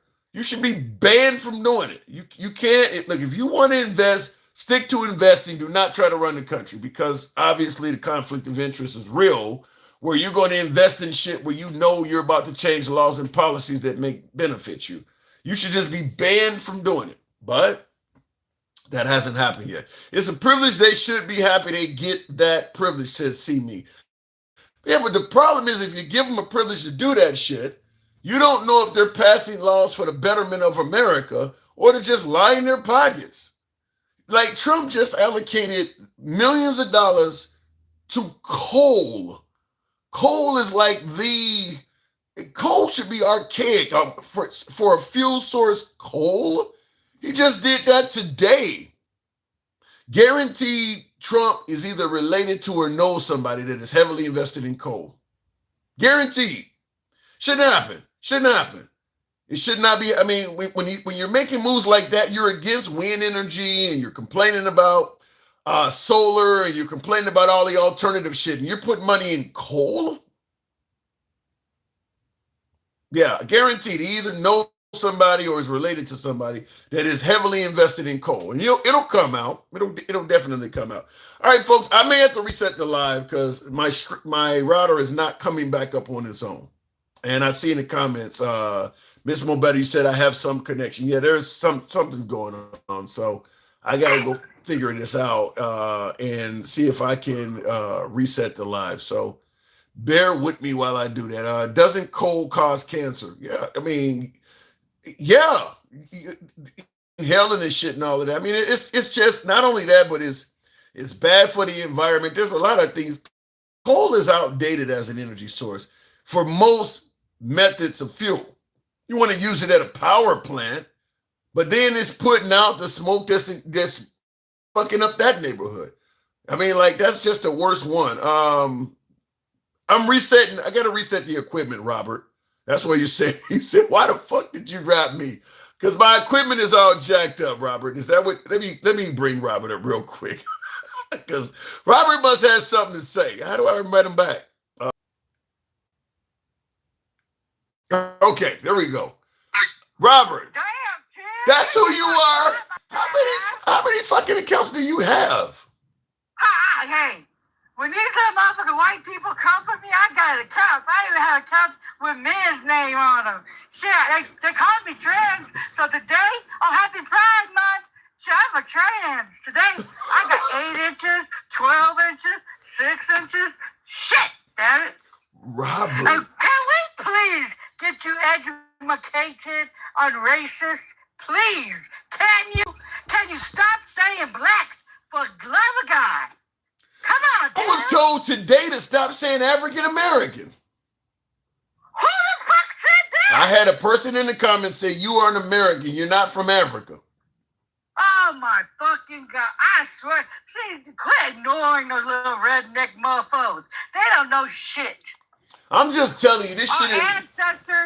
Our ancestors came from Africa, and I'd be proud. You know, Africa's a very beautiful fucking country, unlike the United States. I'm just telling you, this shit is getting complicated. With no matter what you say, people say you're saying the wrong damn thing. Not the redneck. Calm your damn nerves. Get your boxes out your ass and stop saying blacks.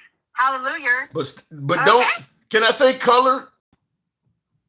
If you say that one time, I swear to God, Tim, I will roast you to hell and back, and I will personally go there and slap your bald-headed ass. This shouldn't be this complicated. She is right about talking about heaven and hell. So also, what? Your Wi-Fi is Trump Wi-Fi. No, I'm not. Hold on. No, that's the problem. That's the problem. I'm not on Wi-Fi. I'm on the fucking 4 and 5G. That's what I'm saying. I'm not on Wi-Fi. Is better than your Wi-Fi, Fluffy. Hold on. Let me go check this shit. Golly, Timmy Tim. Get the fuck out of here. No, I was not. What the fuck?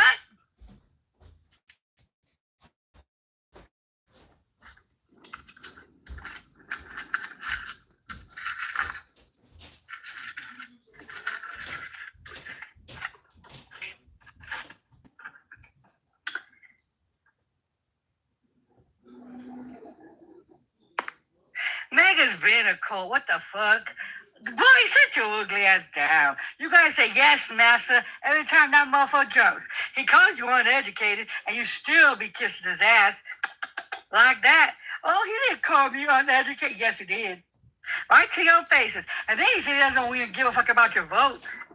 Golly. And you guys are still kissing his little 2-centimeter Peter reader. Like,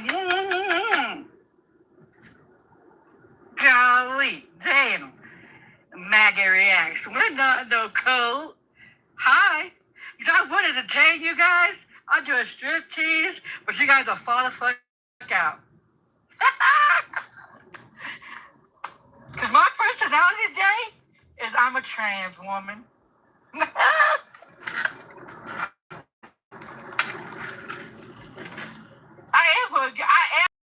not going to get bananas. Not today. Not today. God's working on me today.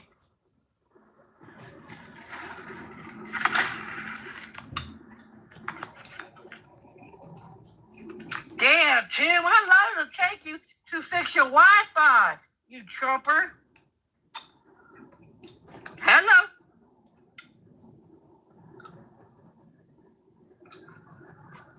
Where's the show? Honey, you couldn't afford my show for real. You couldn't afford it. The white men couldn't even afford my damn show.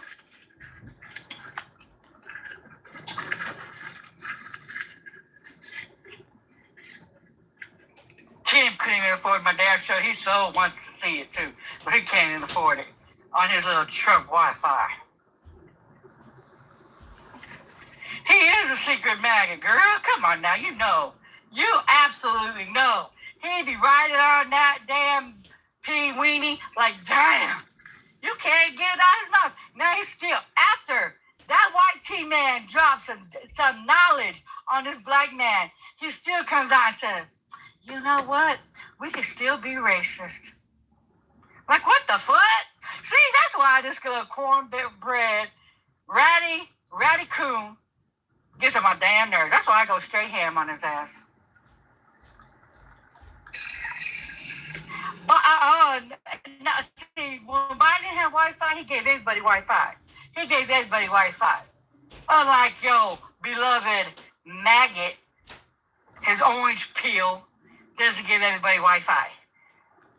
He just screwed you guys on telephones, and guess what? You still, that's clearly poor.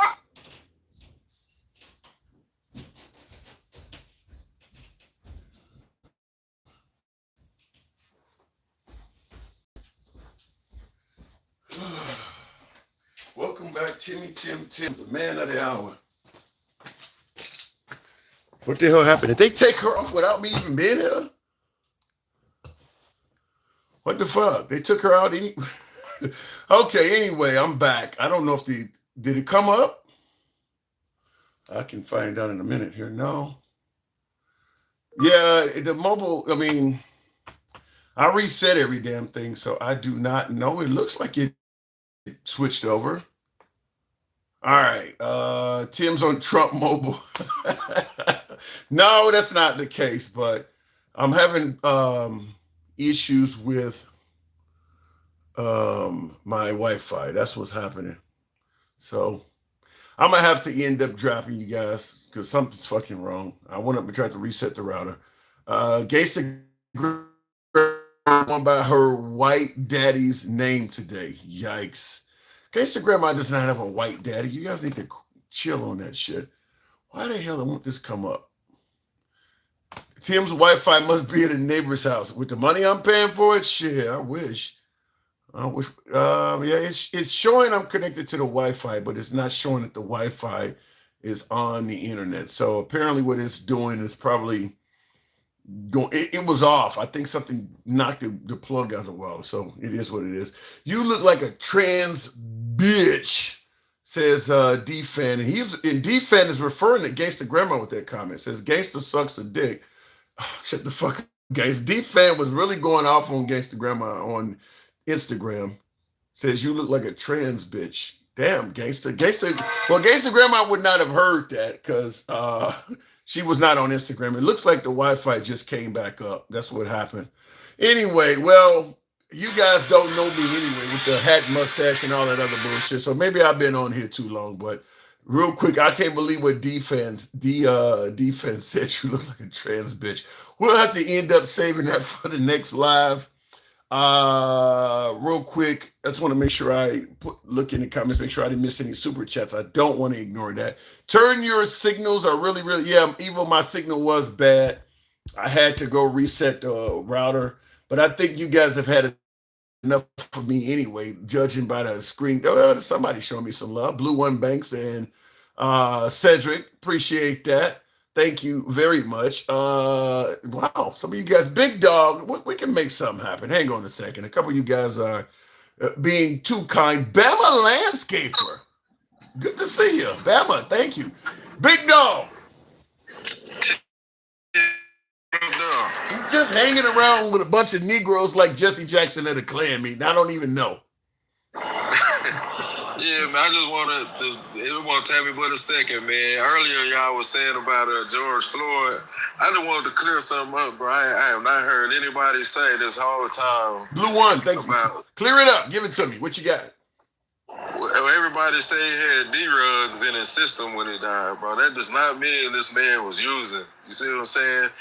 Fentanyl is just like coke, bro. You can get it in your system just by touching it. You want OD on, like everybody think, you know what I'm saying? So I just wanted to put that out there, man. Everybody kind of automatically assuming that he was a user. He could have been a dealer, bro. It could have went a whole lot of ways. Well, point is, what they're trying to do is give you a picture. And thank you, Shirt 14, Marty Mara. What they're trying to do is portray George Floyd as a bad guy. Because if you can dirty somebody up, then people don't care what happened to them. So that's why, like, Candace Owens did a video on George Floyd right after he died, and she went all the way back and actually talked about every single crime he committed. I had Jeremy come on the program in the beginning. I said, that stuff is irrelevant. What he did 10, 15 years ago, even if it's a violent felony, that has nothing to do with what happened between him and Derek Chauvin. But that's what they're trying to do, is they're trying to dirty the guy up so that you won't feel you won't feel some kind of way about the fact that he got killed. Yeah, that's true. But I mean, hey, people change every day. You can't, base nobody off how they was. My opinion, you don't even have to change. I don't care if you are a cold-blooded killer. This has nothing to do with the crimes you committed.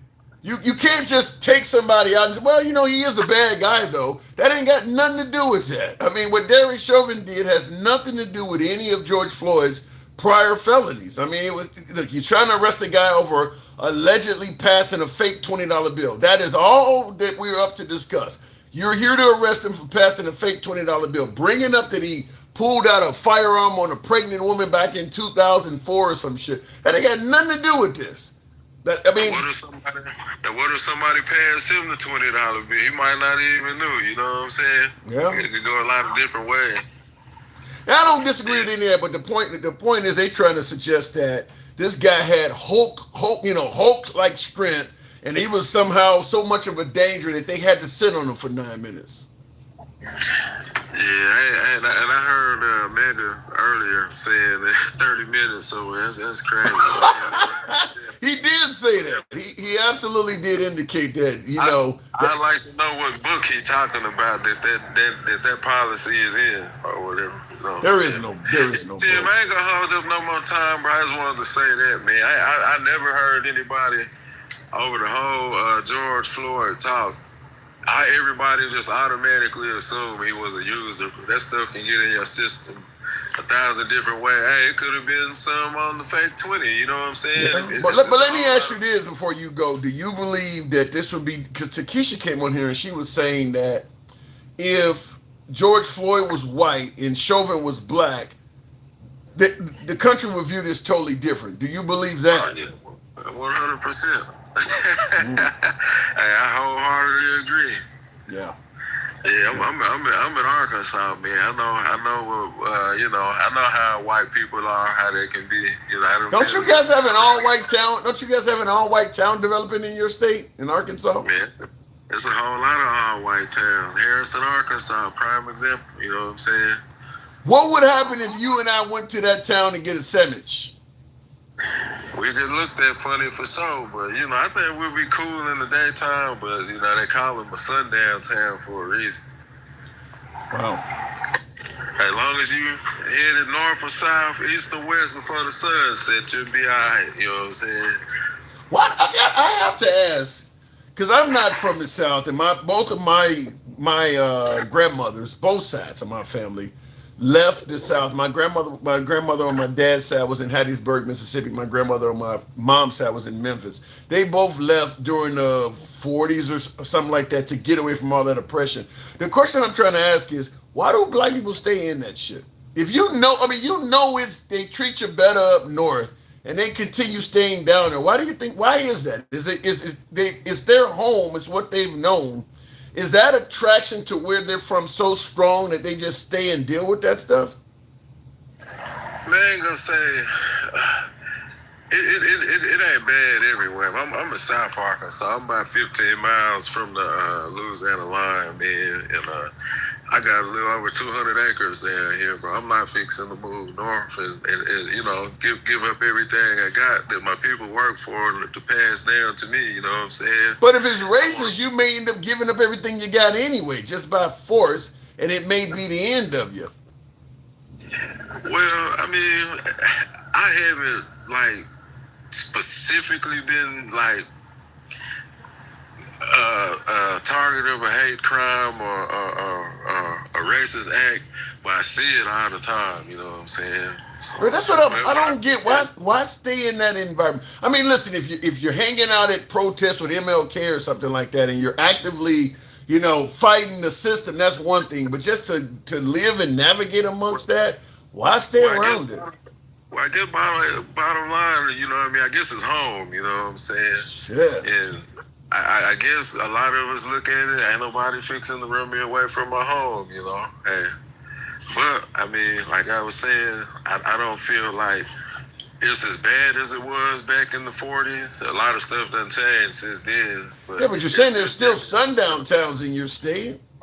Yeah, hey, that's at the north. That's going into Missouri. I'm at the south, going into Louisiana. Yeah, but I mean, we don't have that in Illinois. We don't have. I mean, they're not holding down sundown towns in Illinois. I mean, we don't have that shit.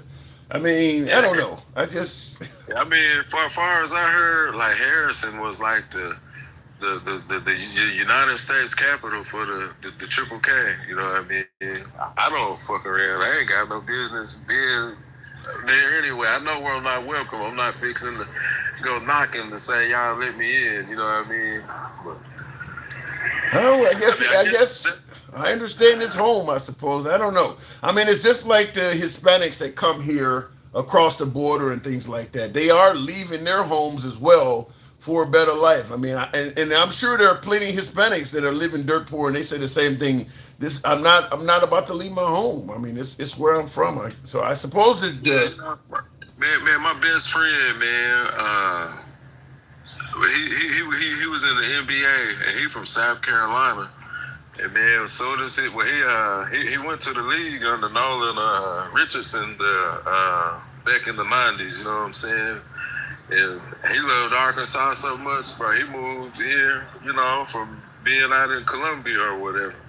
So, I mean, it's beautiful here, bro. I love it here. You know what I mean? I done traveled the entire United States, man. Every time me and my girl in Philly hits, hey, we'll catch a flight or hop in the whip and we'll go travel. So, we done. As a matter of fact, my girl from Illinois, bro. So, you know, I'm familiar. I was an over-the-road driver. I've been in Arkansas plenty of times, but I'm just saying if I felt the powers that be in the community didn't want me there, that's all I'm saying. If I felt like these people and to the point where they have power over me, where I could end up, you know, wrongfully incarcerated or God forbid something worse, I don't know if I would stay in that community, is what I'm saying.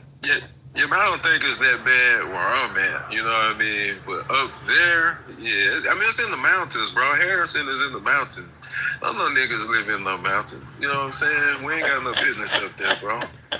It might be a few. It might be a few. And I agree with that. Okay, I can accept that. There ain't no Negroes living in the mountains. I think the population of Harrison is only 3% Hispanic, and the rest is YT, right? But you know why they got that 3% there?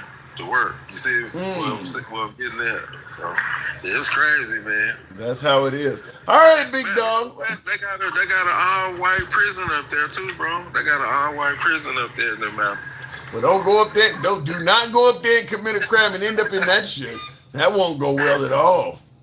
Oh, yeah, no doubt, man. Well, I appreciate the talk to you. I just had to put that out because I ain't never heard nobody bring it up like that, man. Fair enough. I have, and I vehemently disagree with it, but I've heard people try to make up every excuse they can for Derek Chauvin. You heard they gave a man a moment of silence in Minnesota. Yeah, that's crazy to me, man.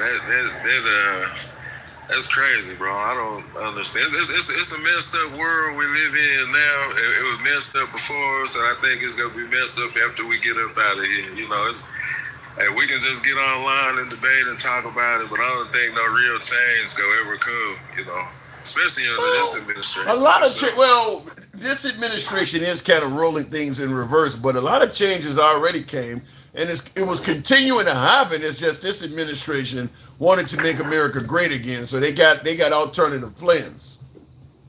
Yeah, that's right. I'm gonna let you keep rolling, Tim. I appreciate talking to you. All right, you stay safe down there. Arkansas it is. Appreciate it, big dog. Yes, sir. All right. And I see in the comments when I was asking him that, before I talk about what I was discussing with my last caller, the Rocking Buffalo says, Big Bison. Thanks, Tim. I appreciate that. Rocking Buffalo, thank you for your support. When I was saying that if a state, local government or whatever is unwelcoming, why not leave? And folks in the comments was like, well, some people can't leave or whatever. True, but a lot can. But like, and I'll tell you this, if you truly believed your local government were racist and you could end up wrongfully incarcerated or, God forbid, strange fruit, you're going to tell me you would be like, well, I can't afford to leave. I would find a way. I mean, it's just like looking at the Jewish in the 1930s living in Germany. Well, I can't afford to leave. You better find a way to get the fuck up out of here if it's as bad as some folks portray. Now, you heard my last caller say it's not that bad, so we'll go with that. But to me, if you really believe that you're in that, if you really believe you're in danger and your government is that bad, I don't look at. You got to be dirt poor to tell me you can't get up out of that. How much does it cost? Look, if I thought, let's say the cartel's after you. I don't care if I got to leave everything I own behind and just pay to get a bus ticket. And I'll start completely over when you're talking about your life and your safety's at danger. Well, I can't afford to leave. Yeah, you can. You're that dirt. You're that poor. You can't even. No, I don't buy that. I don't buy that most Americans are that downtrodden in the black community, that you're stuck like that. Now, you heard my last guest even admit I've traveled all over the country. So if he was in that situation, he absolutely could move. I think I don't know. I have a hard time I have a hard time with that one, because I do think that if it really is as bad as some say, bounce. Get the fuck up out of that. Unless you're fighting, like I mentioned, you're doing an MLK thing, and you're fighting against the system. I'm going to stand. We're going to fight to change things and make things better. Then that's different. But other than that, I'm like, you should probably bounce. Ms. Mobetta says you don't buy that racism started from one side either. Huh? Look. No, I don't believe it started from one side. I believe it started from one race. I think you go back far enough, it don't matter what party you were affiliated with. They were all racist. You go back to the 1800s, you're not going to leave the Democrats and go hang out in Republican areas and be safe. They all were treating you bad. They all were treating you bad. It was whites oppressing everyone else. That's how it used to be. It was white people oppressing everyone else. Look for total domination of the country, power, and everything else. I'm really having my way down here, says Big Dog. Well, then that's different. If things are going well for you, but us Northerners hear a lot of horror stories coming from the South. So, like I said, my grandparents and things like that, the stuff they used to say, I would not want to go back down there. I wouldn't want to go down. Handsome. So my parents come from Africa. I'm a first generation Canadian. But the only reason I was able to come here is because of their success. Sudan is embroiled in war. But I hope you're not voting to the right, because Trump don't want Sudanese people coming here. So you may have gotten in with Trump. Not only does Trump not want anybody from Sudan getting here, he may try to find a way to send you back. So understand that. What'd you say? I'm so done with your black ass. I had to send a galaxy to get your attention. I'm so sick of you. You ain't worth no $10. What the hell is this? You coming? Why are you being so mean to me? Because you always ain't bluffing, man. Always. How am I fluffing now? Let me tell y'all something, okay? I'm so sick of the white tea, burnt mayonnaise looking twits. The paper towel motherfuckers always talking about George Floyd. Leave the man's name out your motherfucking mouth. On God. A white man did unalive his ass. I don't give a damn if he had F drug in him. It couldn't do nothing. See, this is how uneducated these motherfuckers are. The F drug is a downer. It's a painkiller. You stupid numbnuts. Well, in my opinion, it don't matter what was in this system. Nothing explains. I don't give a damn. I don't give a damn. They choked. They suffocated him. And all he was asking for, he was calling for his fucking mom. For God's sake. Yeah. 9 minutes to me. Pinned down and handcuffed. Yeah, to me, sitting on a person for 9 minutes long after they shown any sign of movement, you can't explain that away by saying he had drugs in his system. But you allow this shit, Joe, Tim. Let me get on. How the hell do I allow it? How do I allow it? You got these white orangutan, baboon looking asses come up in here and degrade and talk shit, thinking they all that. You got Uncle Ruck, what's his name, the little maggot reacts, every day coming up in here, spewing nonsense. All what he's saying is misinformation, Tim. It's every day it's misinformation. Well, you wanna suggest that MAGA's delivering misinformation. He's in the comments saying you don't even know how downers work. He's saying you're delivering misinformation. Okay, let me comprehend this. I know this is why you guys are not like, you know what I mean? You're dumb. On God. Fentanyl, an F drug, is a downer. It's a pain medicine. It puts you on your ass. Now PCP is speed. That uplifts your ass, and you like 10 times on, the C word. You're going all over the place. A cop cannot take you down. That's what that one cop said. If he was on PCP, they couldn't take him down. He wasn't on that. They claim you was So on. shut up, MAGA Reacts. You don't know shit. You know what? That's how dumb. You want to be white so bad, motherfucker. You fucking napkin ass turn. How do you know? Wait. How do you know he wants to be white? Why are you saying that? Him, you want to be white so bad. Oh my God! Because you know what he loves? You love drinking the bleach to get your light skin. Oh Yeah. He wants to be. He thinks that the white man would love his ass. Wait, hold on. Let me make sure I'm getting clarity here. You're telling me, your humble correspondent, you're saying I want to be white? I've been wanting a divorce from you forever. You still won't sign the damn papers. Yes. You a napkin ass hurting motherfucker. Oh. You just love this Tim. I tell you, if What have I done to make you think I want to be white? I'm just curious. Really? Yes, really. You be kissing up so bad to Maggot Reacts. You be kissing up so bad to Jeremy. Oh, Jeremy, well, you know this. And, Maggot Reacts. Are you serious? No, bitch. Okay. You allow them to steal the shit. And then when I get on their ass, when you come for me, oh boy, I know your little dick is hard, because you be like, gangster, stop it. Why are you doing this? Why are you being so mean? I can't be. You do realize people tell me. You know what? I give them the same fucking energy. I can't say. If I see Maggot Reacts, I'll slap the shit out of his ass. And I guarantee he wouldn't do shit to me. You do realize people tell me I kiss up to you as well, don't you? You don't kiss my shit. I wish you did. Maybe you could be nice to gangster, but you don't. You could be don't be doing that. Oh no, don't be doing that. White people can't. White people's not racist. Yes, they are. Yes, they are. They're racist. Yes, they are. Mm-hmm. Your opening greeting to me is usually hostile. MAGA Reacts don't do that. I don't see that. Let me tell you something. Let me tell you something. I don't give a fuck. You know what I'm saying? I give them the same fucking energy. See, I'm not like you. I don't say, oh, master, come and sit down and talk to me. No, I'm going to wring your chicken neck. Well, speaking of which, you mentioned MAGA Reacts. He says that he is going to be on the lookout for a crazy white lady with no teeth. What is he suggesting? You know what, for one, let me tell you something. I'm so sick of this shit. You know what? If I didn't have no teeth, bitch, I have a line full of men. I'll be snatching these fucking souls. But unfortunately, I still got my teeth. I have a speech impairment because I didn't talk for 2 years after I had a stroke when I was 14. So miss me with the bullshit, okay? So fuck you, fuck everything about you. And if you ever knew about black people, we come in every damn shade. I'm Afro-Latina, bitch. And if you don't like it, you kiss my black ass. My mom and dad is dark as Tim. Well, with minus the bleach. Oh my God, you need to quit that shit. You're. No, I quit the shit when you stop bluffing and getting the shit out your mouth. How about that?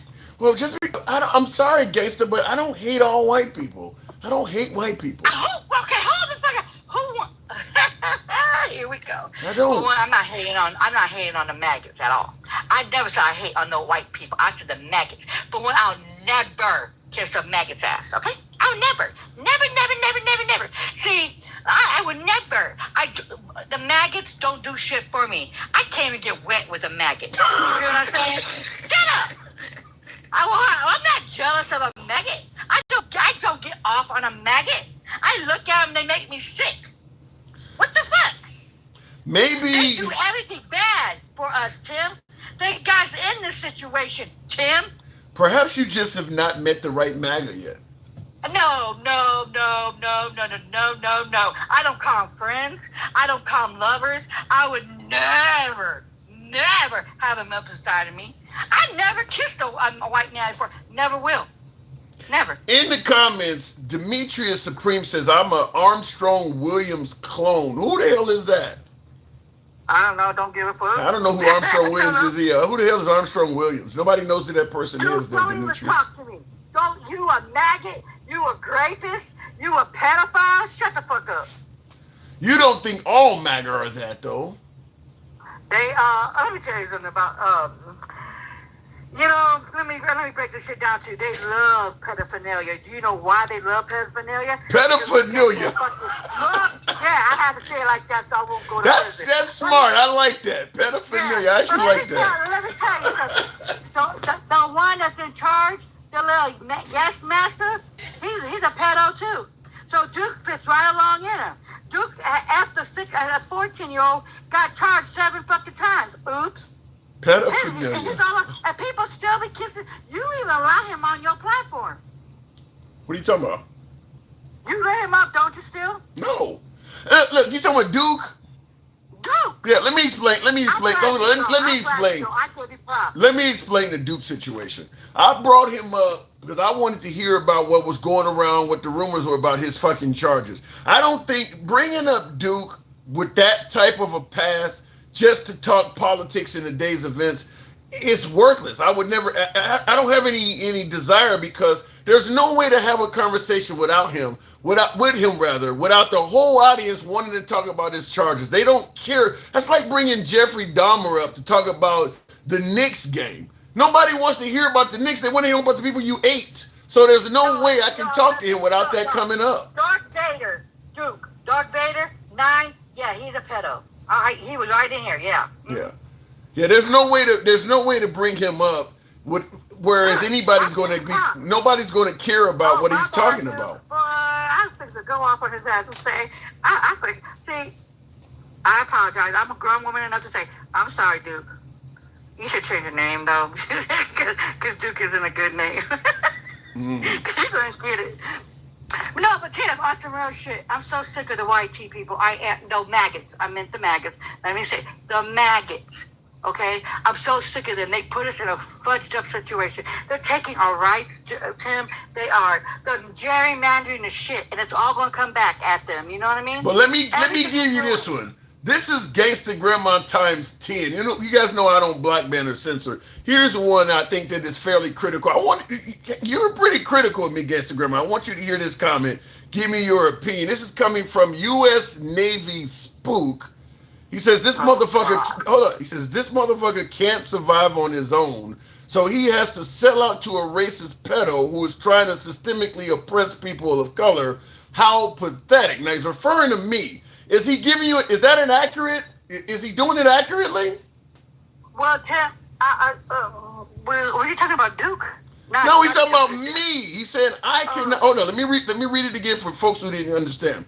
He said I cannot survive on my own, so I have to sell out to a racist pedo who is trying to systemically. He's talking about Trump being a racist pedo, but he said I have to sell out to a racist pedo that systemically oppresses people of color. He says, how pathetic. Yeah. He's saying that I'm selling out to Trump. You know what, Tim? This is what you do, okay? And I don't give a fuck if you get mad at me with your fluffy looking ass and your muppet looking ass. I don't give a damn because you know you can't get rid of me. Now let me break this shit down. You are a sellout.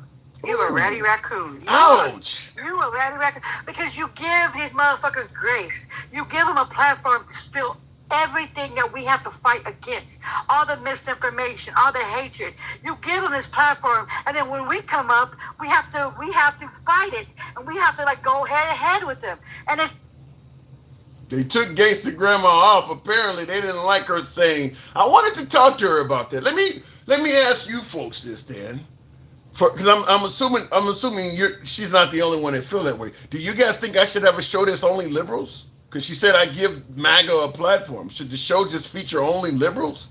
Don't give MAGA any platform at all? You're an African American. Why the hell would you talk to MAGA? Just have a show that is all liberals, only Democrats get to speak. Perhaps even black people, only blacks, because some folks feel that even white people shouldn't be platformed. Is that the kind of show you guys want?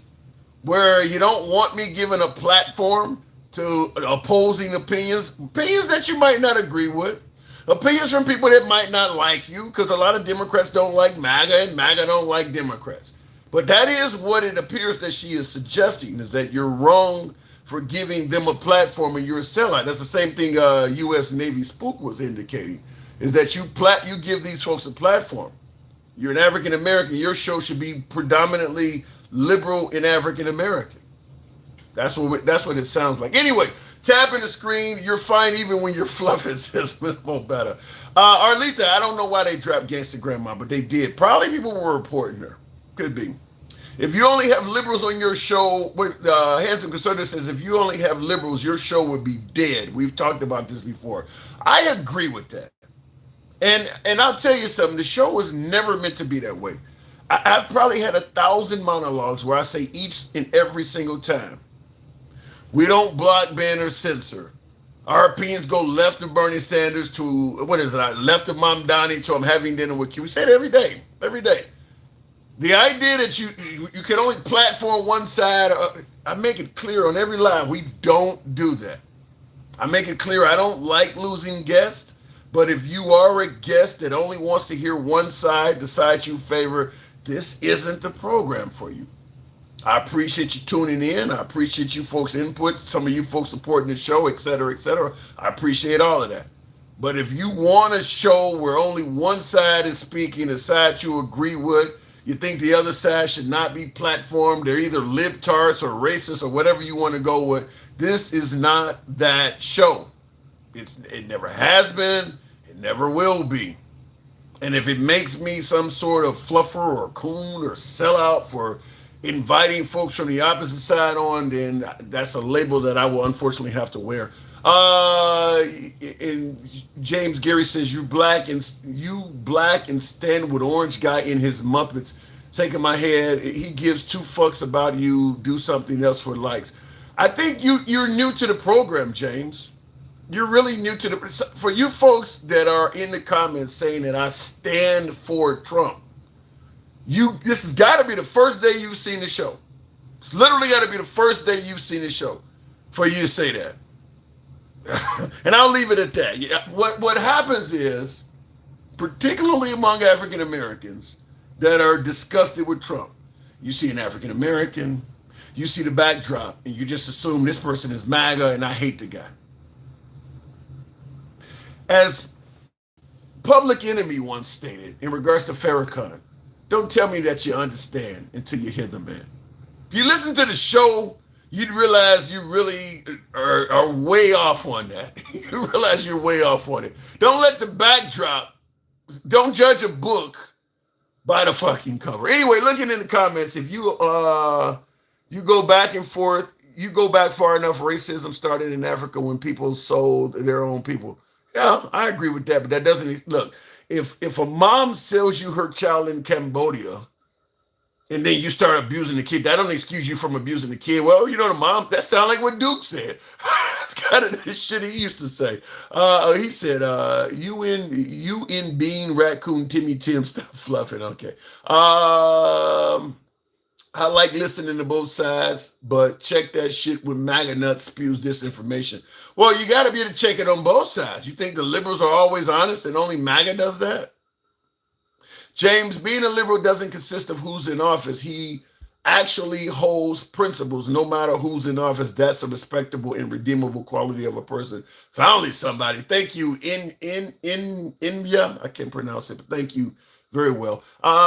Moving on with the program. And I get, like I said, I get it. Trump has done a lot to piss off the African-American community. So anybody that would dare speak favorable of Trump or even just not hate him 24/7, I understand why some folks feel that way. I do understand that. Let me go back to the box. We'll go to William. You know they saying I allow everybody to speak misinformation, William. That's what free speech is about. I push back. You don't see me and MAGA Reacts going back and forth all the damn time. Me and Jeremy going back and forth. Me and Gen X, Julio, all of my MAGA folks. I'm not going to get up there. You guys want me to cuss them out like Gangsta Grandma. I let them speak and I push back on stuff they're saying. I let the left speak, and when I hear things that are worthy of pushing back, I push back on that. But you guys want me to be a lot harder on MAGA than on the left. That doesn't happen. Don't know what happened with my last guest, but we'll try it one more time. If you care about America, no Democrat, no Republican, just be an American. Okay. Trump's the only president of our lifetime that did things that were designed to specifically help black people. You need to get more black people to believe that, because Trump specifically, what? Listen, when you talk about what Trump has done for African Americans, first of all, let's be clear. He ain't done shit for African Americans in his second term. Everything that MAGA is going to suggest that Trump did for blacks is going to be from his first term. And all of that is negotiable, but ain't nothing there from his second term. Name me something Trump has done over the last couple of years that's been beneficial to blacks. Anything. All of this shit's going to come up as HBCUs and all of that shit's from his first term. There's nothing there from his second term. Shit, last I heard, he's talking about getting rid of Juneteenth. So whatever he done from his first term is being completely wiped out by what he's doing now. So yeah, that Trump has done more for black people shit is crazy. When you think about all of the top brass in the military that happens to be people of color that he's terminating and taking down, monuments and shit like that are dedicated to black history and putting up shit that is, preserving Confederate history. There's nothing there. Tell me something he's done in his second term that has been beneficial to black people. The job numbers are not great in the hood. There's nothing there. So for you to say that means that you're probably just listening to what Trump is saying. But there's a lot of MAGA that points out things that Trump has done for the black community. If you listen to it, it's all going to be from his first term. There's not going to be anything in there from his second term. He's been anti-black his second term. Last I heard, they were going around eating people's pets. He's been anti-black people his second term. Trump doesn't care about you because of your skin color, and that's facts, says Double E, I think that says. What a stupid argument. Africa is the most diverse continent on earth. What do you mean? There are people, I don't care. I know you guys are talking to somebody else, whatever the case may be. They fall into, like I said, you don't even hear the Trump administration bragging about what they've done for African Americans this second term. I mean, you got Charlie Kirk up there saying all kinds of bad shit about black. In fact, Charlie Kirk is, for folks who say that Charlie Kirk wasn't racist, he sure talked about black people a lot, and it was all negative. So they're holding these big, this big, huge thing in Arizona when he passed away, this huge funeral service for him and Trump and all of them. And they're trying to convince us that Charlie Kirk liked black people. I sure haven't seen anything to indicate that. So yeah, his second term is, you might have a few things you can discuss in his first term. His second term has been anti-black. It's been pretty fucking anti-black. Looking in the comments, I think you've had a really good show today. Not as good as when I come up. You're always welcome up, Handsome Conservative, though. You're always welcome up. Let me go back to the box, and we'll go to Rod 10240. Trump also dislikes the poor white people.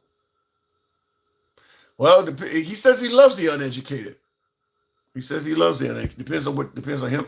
In the comments on this, I guess YouTube is down because somebody still has Chicago is still segregated and Northside gets all the money. You know that if you live here. Yeah, Chicago. But there are plenty of black people that live on the North Side, though.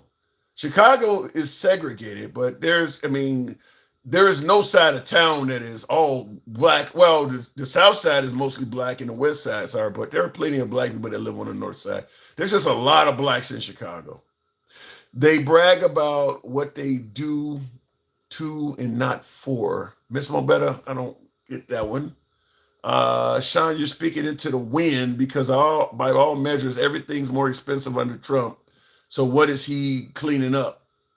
The argument that Trump has done a whole lot for black people in his second term for me, it falls on deaf ears. I don't know of anything he's done really that's been beneficial to the black community. All of that Doge shit, that really hurt the black community. All those firings, black women paid a heavy price with those firings.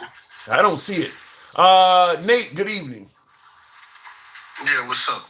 Not much at all. I'm trying not to fluff. I'm being told I'm a sellout. I'm a coon. Turning into what is the name? Uncle Ruckus as we speak. Nah, not really, but there's just some shit like MAGA, like that idiot. Like you argue with him when after he tells you, oh yeah, I lied, I'm gonna argue with you because there's nothing else I'm gonna do. So that's why I never understand him. Like he's telling you he's lying. He's gonna lie just so he could be on the show or whatever, and he could throw out his point. Then you have the other knucklehead who's a dishwasher, which there's machines that could take care of that like 10 years ago. And he's talking about, let me teach you economics. Like, yo, you're a dishwasher. You're talking about Jeremy. And then they always talking about, because I'm in New York, so they always talking about our mayor. While we're doing good over here, like, I don't understand what's his problem while he's sleeping in bushes and living off of trees or whatever the fuck he was doing. Like, and then he's talking about, oh yeah, like they gotta take away everything, but yet you needed it. Like you go to towns to borrow from other people who are paying for that. Like I don't get it. I don't get it. How did somebody said Mom Donnie handle? You know, you're in Mom Donnie land. Yeah, like when there was the snowstorm, he had buses out in the street with heat on. Yo, if you're homeless, come stay here. Nobody died. Wow. It's the first time nobody died during the winter. When they had the snowstorms and all that. He had buses all over the city so they could come in, use the heat, and they survived the night. Because a lot of them, you'll see them dead or whatever on the train or sleeping in the staircases or whatever like that. He put it out there for them. Then he balanced the budget. We pay everything. New York City takes care of all of New York. Puts money into Jersey's hands. We do everything. Like our standard of living. Working in McDonald's, you make $20. That's more than Jeremy moved to New York, get off the dishes, and come work at McDonald's. Flip a burger to make more money. That's interesting though, because he also said that there's no apartments. No, they don't let scumbag landlords rent out apartments when it's not up to code to live in. We build all the time. They're building buildings on top of buildings over here for people to live over here. You make a great call, because I tell you something, I get the right chastising Mom Donnie all the time talking about this. You illustrate and can orate a lot of shit he's done for the area pretty damn well. Because I guess I watched too much right shit, because I ain't heard of a lot of stuff you said. I've never heard it before. Listen, well, just to top it off, he went to the White House, made Trump say, yeah, he could call me a communist or whatever you want to call me, and shut him down right off the jump. He went over there. He wasn't over there sucking no dick. He didn't do none of that. Wow. I mean, he made a deal. He got our budget good. Like, he's taking care of low income housing, which, some people want to complain about it, but everybody needs a hand. So if there's somebody going to end up using it at some point, maybe, but the majority of people need it. So your town, for the most part, is pretty damn happy with this guy. Yeah, except for the rich people, like that guy who called or complaining like a motherfucker. But yeah, but I make $100,000. Yeah. But you're complaining, you're making $100,000. Okay. Yeah, because they don't want to share. That's what you're going to get. I mean, they don't want their taxes to go up because they don't want to have to help. The belief is that anybody that's getting any assistance from the government is just sitting on their ass and committing fraud. They don't believe people actually might need help. Anytime it comes to helping somebody out, the first thing they're looking for is fraud. Well, he could take how about taking a kid from a homeless shelter? I mean, from a group home. You think they're stealing this shit too? They just the right. I think I even told him that, and I certainly have told that to Straight Talk. The motto for the right really should be "Don't ask me for shit." Pull yourself up by your bootstraps is kind of a synonym of "Don't ask me for shit." If you fall down, pull yourself up by your bootstraps. Otherwise, you just stay down there until you die. Either you figure it out, but whatever you do, do it in a way that you don't need or need to ask me for anything. It's kind of a "Don't ask me for shit" motto on the right. Yeah, but tell them all to let the IRS check their taxes. I bet you they all skimming off the IRS when they do their taxes. Yeah, could be that. Hey, boss, hey, let me get your kids so I can claim them. I'll give you some money. Like, they all doing some slimy shit anyway. Everybody does a little, everybody jaywalks, in other words. You know what I'm saying? Everybody does something. Yeah. And real quick in the comments, somebody is challenging. I got it from Mustard Duster. He says, Tim, do you just believe every person that calls in with the truth in quotes? He says, without any fact checking. No, well, first of all, I'm running the show with multiple cameras, multiple things going on. Sometimes I fact check, but oftentimes the audience does it. The audience, I'll see in the comments, people will be pushing back saying that's bullshit. So yeah, but at the same time, they should be listening to somebody who actually lives in New York. I was just going to say that most of the folks criticizing Mom Donnie are non-New Yorkers. The overwhelming majority of people that are pushing back against that is not in New York. And Gen X wants me to ask you, are you a Muslim? I don't know what the relevance is, but he's saying, are you a Muslim? No, but I don't give a fuck what anybody else is neither. Yeah, they don't like Mom Donnie. Listen, I tell my uncle, he's a super religious Christian and all that. Mm-hmm. And I tell him, listen, I don't care if the guy's worshiping the devil, as long as he's not bothering nobody and he's not out there doing bad shit. I don't give a fuck what you do, as long as you don't bother me and everything. New York, you know how they say in New York we just walk over dead people? As long as you don't fuck with me, I don't care what y'all do. Just don't bother me. Why everybody's always worried about, oh, you're a Muslim? I don't care. That's on you. You go. There's a mosque for you. You can go there. You can go to the church across the street. You can do all that. Well, the belief is, and this is another tenet of the right, is they believe that all of these non-traditional existences are going to fundamentally change the way America is. You know, the trans is going to fuck up your kids. Muslims are going to impose Sharia law, and each group, they believe each group is a danger to the way America is fundamentally founded. Yeah, all right, whatever. Like, it doesn't bother me. Who cares? Yeah, I don't care. But we got like 30 million people just around the block. Like, we don't care what everybody else does. Yeah, and I see somebody in the comments is actually backing you up. Charlie Barr says, word, I'm from New York, and he's doing an amazing job. 100% go Knicks. So, yeah, I that's what I've heard, with the exception of maybe the upper middle class and wealthy New Yorkers. For the most part, the New Yorkers seem pretty happy with Mom Donnie. It's just the non-New Yorkers that are on the right, that are outside of the city. Them the ones that are mainly bitching, like the Bill O'Reillys and shit. People that are not in the city, they're the ones that are bitching. The wealthy people and the people that are on the right that are outside the city. Yeah, you know what he just did? He just took, you know how like there's billionaires and millionaires that they have multiple apartments and it's empty and all that?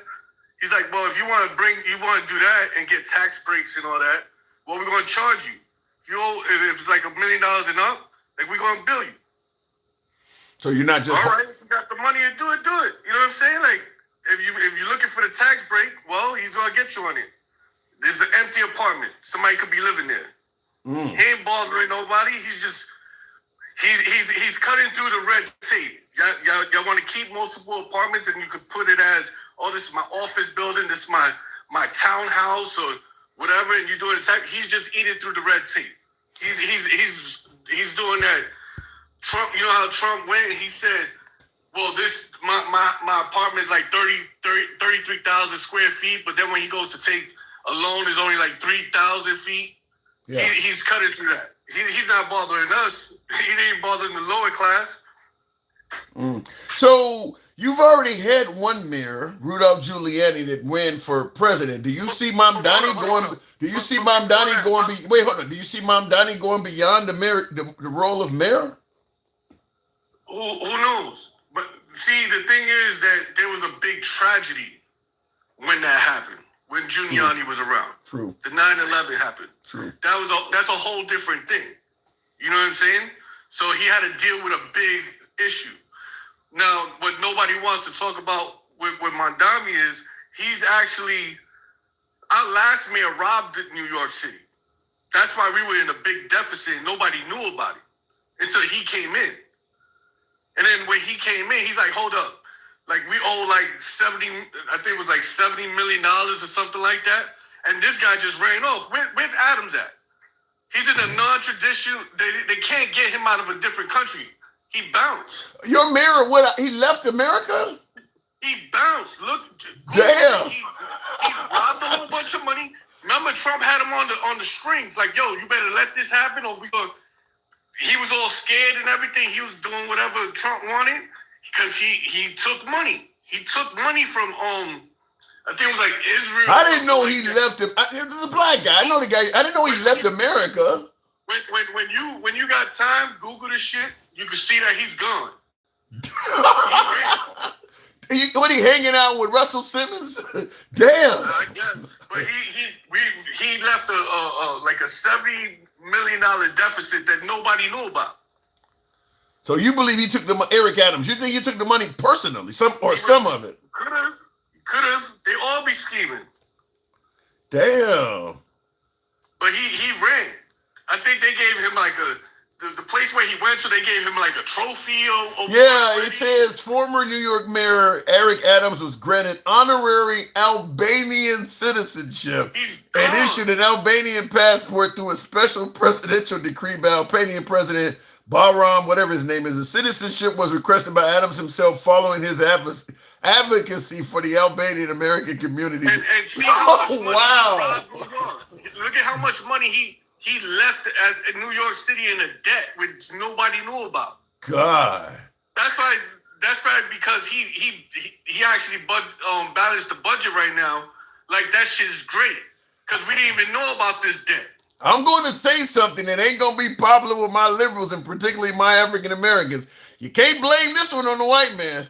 I mean, this is a brother that did some shit like that. Wow. Nobody knew. He just bounced like, oh, you found out? Oh, I'm out of here. Yo, where won't they extradite me? All right, that's where I'm at. That's crazy. But they're so worried about the guy who's balancing the budget, though. You know what I'm saying?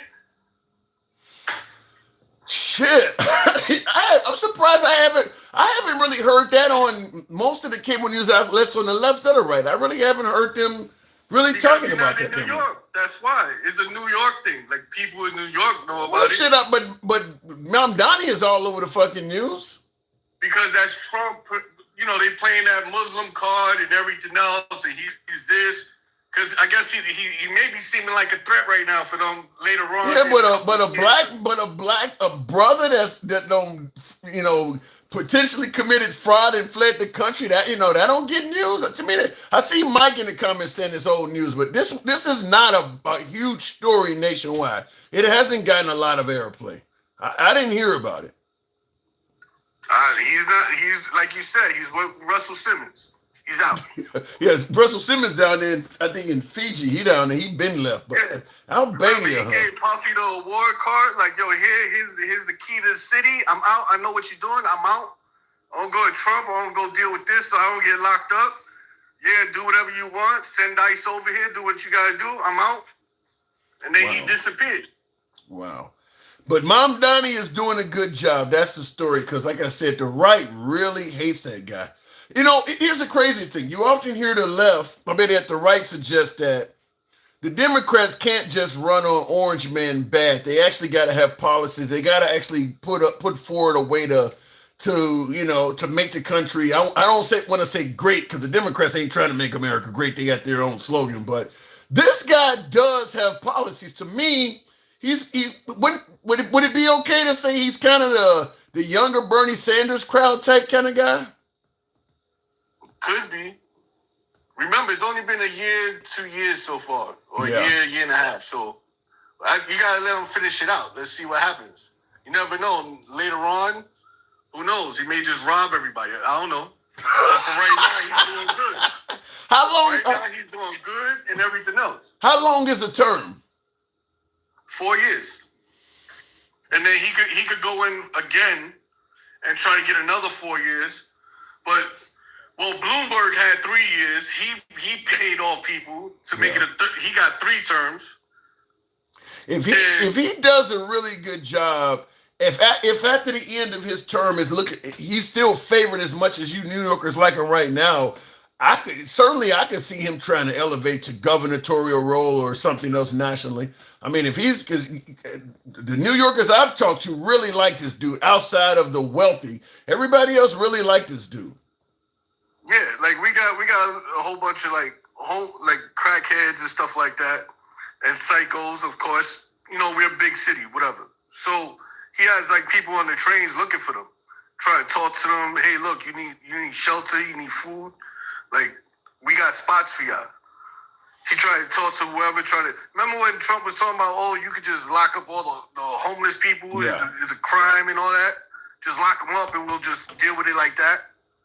He's not trying to do that. He's trying to actually like see what people's issues are and stuff like that. Then a lot of people ain't going to take it because they're on drugs or they prideful or whatever. You know what I'm saying? Yeah. The right is not really people persons. They're just not. I mean, certainly under Trump. I mean, they weren't really like that under Bush or other members of other presidents either. But under Trump, the right is not like a humanity type party. It's just like, get the fuck out of our way. Either you can roll with us or we'll roll right. Nino Brown style. We can roll right over you. I mean, they're just not really, in terms of humanity. I mean, look, where's the first things he did? Fired a bunch of people, cut off USAID, just got in there. It was almost like going from Mufasa to Scar. Like, fuck everybody. I mean, that's so... He's always been a scum. I'm from New York. He's from New York. We know he's a scumbag. Everybody else just don't see it somehow. Like, New York didn't vote for him. We know he's a scumbag. He's been a scumbag all his life. He doesn't pay people when they work in his businesses. He doesn't do none of that. Well, you got people saying they would... Those people who does everything else. And now the other thing is, so what you're always talking about that slush fund, right? Mm-hmm. You know what I really think that slush fund is for? Yeah, mercenaries. Mercenaries. No, but also to pay them off. Because he can be sued after his years are up. Because the Supreme Court said that he wasn't acting as a president when he was doing that Jan 6 stuff. So what are you saying? So you should pay who off? To everybody who got locked up for doing the right. Well, yeah, I think it's look. He could be sued personally at that point. Yeah, well, but he just can't be sued right now as a president. But once his president term is over, they go all however many thousands, whatever, could personally sue him for his new fortune. Oh, you mean the January 6 folks? Yeah. After Trump, when Trump becomes you think they all personally sue him now? They said he wasn't working under his presidential immunity. Yeah. So he's trying to give them a check, like, yo, here's your check. Y'all all got your money. Y'all good with me. Y'all happy now. And if I need y'all later, I'll help you. You think that would be a legit? I get what you said. So you think it would be a legitimate case? So you're gonna you came to the Capitol building. You tore up some shit because I told you the election was stolen. Okay, it doesn't look like the election is stolen, or at the very least, I can't prove it. So you're going to sue me because you got in trouble for what you did because you were mad about what I told you. I guess that's what you're saying, right? Well, what they said in court is when they took their plea. When they say, hey, yes, I did it. I admit I did it. This is what I did. Because I heard him and he told me to go over there and fight like hell. I'm not going to have... I felt that was him talking to me directly to take care of this. I mean, that might be a tough case because he did say go peacefully and patriotically too. That might be a tough case to make. He also didn't call nobody when it was going on. He just let it roll out. I don't know if they would be able to recover much. I mean, he didn't make you commit a felony or break in the building. You did that on your own. When you're suing civilly, it's different from criminal. Yeah, and it would depend. You don't need 51%. You don't need 100% of. They just who knows? They may have just sent flyers to him. Oh, hey, you send me donations. Here's a flyer. Here's an email saying, hey, you need to come down here, or whatever. Like, you don't know what he did. That's an interesting perspective. I never thought of it that way. I thought he was just hiring mercenaries. So I mean, if you're going to give the January 6th people who committed felonies on your behalf money, that's kind of letting folks know in the future, if I kind of need you for some, like maybe intimidating people at polling places or something like that, understand you got a pardon and you got a paycheck. Just stand by and stand back. What did you say, Gen X? Stand back and stand by. You're letting them know that if I need you in the future, I got your back so you don't get any criminal charges, and I'm going to put a little something in your pocket so you can eat. To me, that's what I saw it as, hiring mercenaries. That's just one part of it. The deeper part is, just don't sue me. Yeah, could be. Yeah, it could be that too. I'll get you a check. Just don't sue me. Yeah. Well, fortunately, it looked like the courts have stopped that. So we'll see, because I'm assuming he's going to probably still try to push to get his hands on that $2 billion slush fund. But fortunately, the courts, even on the right, cooler heads prevailed. And they're like, you can't pay people who have been beating up fucking cops and claiming we're the law and order party. You want to blame BLM for shit? You think defund the police is bad, but beating up cops and you're going to give them a pardon and a paycheck? Mm-hmm. I don't know what to make of that. So they just voted so they have to stop that war too. You said what? They just voted on stopping the war. Yeah, but Tim Johnson prevented them from actually going to a vote in the House by sending them on vacation. So we won't hear any. Yeah, so for next week or so, Trump is pretty much free to do it whatever he wants. And obviously, Tim Johnson is not. What state is he from? Because he obviously is not acting on behalf of the constituents. He's acting on behalf of Trump. I mean, it's pretty clear that Tim Johnson is just whatever Trump wants, he's doing it. Or Mike Johnson. He's his lapdog. Remember when the lady, she ended up winning the Senate seat? And he was like, oh yeah, we gotta figure that out later once we come back. Like, she was elected. You can't stop that. You can't just postpone that shit. Well, Trump, if it's one benefit to Trump, he has a lot of loyal people in power, and it's really been working to his benefit. I got to move it on, Nate. Appreciate you coming through. Right. I want to feel free to come back anytime, because I want to see how Mom Donnie is going, because he's getting hammered by the right, and you're giving me ammunition for future discussion. So come on back anytime. All right, two quick things though. Sure. So with Trump, I'll give him one thing that he's doing good. Right? The one thing he's doing good is that once he's out of office, all these little loopholes, they're going to tighten up that you can't do this. We don't care if you're the president. They're going to put in so many laws and rules to stop all his bullshit that he's doing right now. That's the one thing. Yeah. They're going to shut that all off. I think he's also brought a lot of people to politics that weren't interested in politics too. That too. Yeah. That too. And then two, for your man, your little pedo. Right? So your little pedo, I texted you yesterday and I told you that his job don't know 100% whatever. So I guarantee you know how when you fill out paperwork, hey, are you a felon? Where do you live? What's your previous job or whatever? He probably put felon or they didn't say nothing, but there's no way he put on paperwork. As an interviewer, here's my job. What's the description of your criminal history? I fucked a minor. But I will say this. He works for Tyson Foods. Tyson is known for hiring a bunch of illegal immigrants, so they cut corners. I don't know. They may have taken him in. Oh, no, I thought he was like a bus driver. I thought he said he was like a bus driver. No, he was a bus driver. He was a bus driver when he committed the crime. He now works for Tyson Foods. He's just plucking chickens now. I gotta go. He's just another pedo with chickens. All right, he's fucking chickens. All right, I got it. All right, Nate. Appreciate you coming through. Thank you. All right. By the way, tap the screen and get the likes. He plucking chickens. Oh, shit. They won't shut it off because Democrats use them too. Won't shut off what? Usually, and I disagree with you on that. Some of the things that Trump has done, and I agree 100% with my last guest about shutting off loopholes that Trump has been able to exploit. I think some of the loopholes Trump has been able to exploit are so egregious that you would get bipartisan support. such as a slush fund, for instance. Once Trump is out of the way, and you don't have to worry about a president threatening your job or, God forbid, your safety, who's going to vote against that?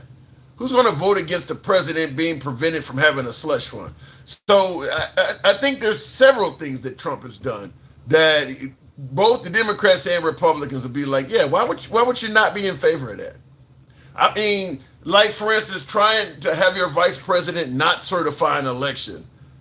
Who's gonna disagree with that once you don't have Suge Knight threatening you all of the time? You're gonna get bipartisan support. Some of the stuff Trump has done has been so egregious that nobody worth their salt is gonna disagree with it once the threat of him attacking you is gone. I mean, some of the stuff he's done to enrich his family times. Here's a good one. The Qatar jet. Who would have agreed with that before Trump came along? Can you imagine Hillary Clinton? It's just a jet from Qatar. The right would have been overwhelmingly against that, or Obama taking a jet from Qatar. Once you don't have that threat, both sides are going to say, no, you don't accept a jet from a foreign fucking country.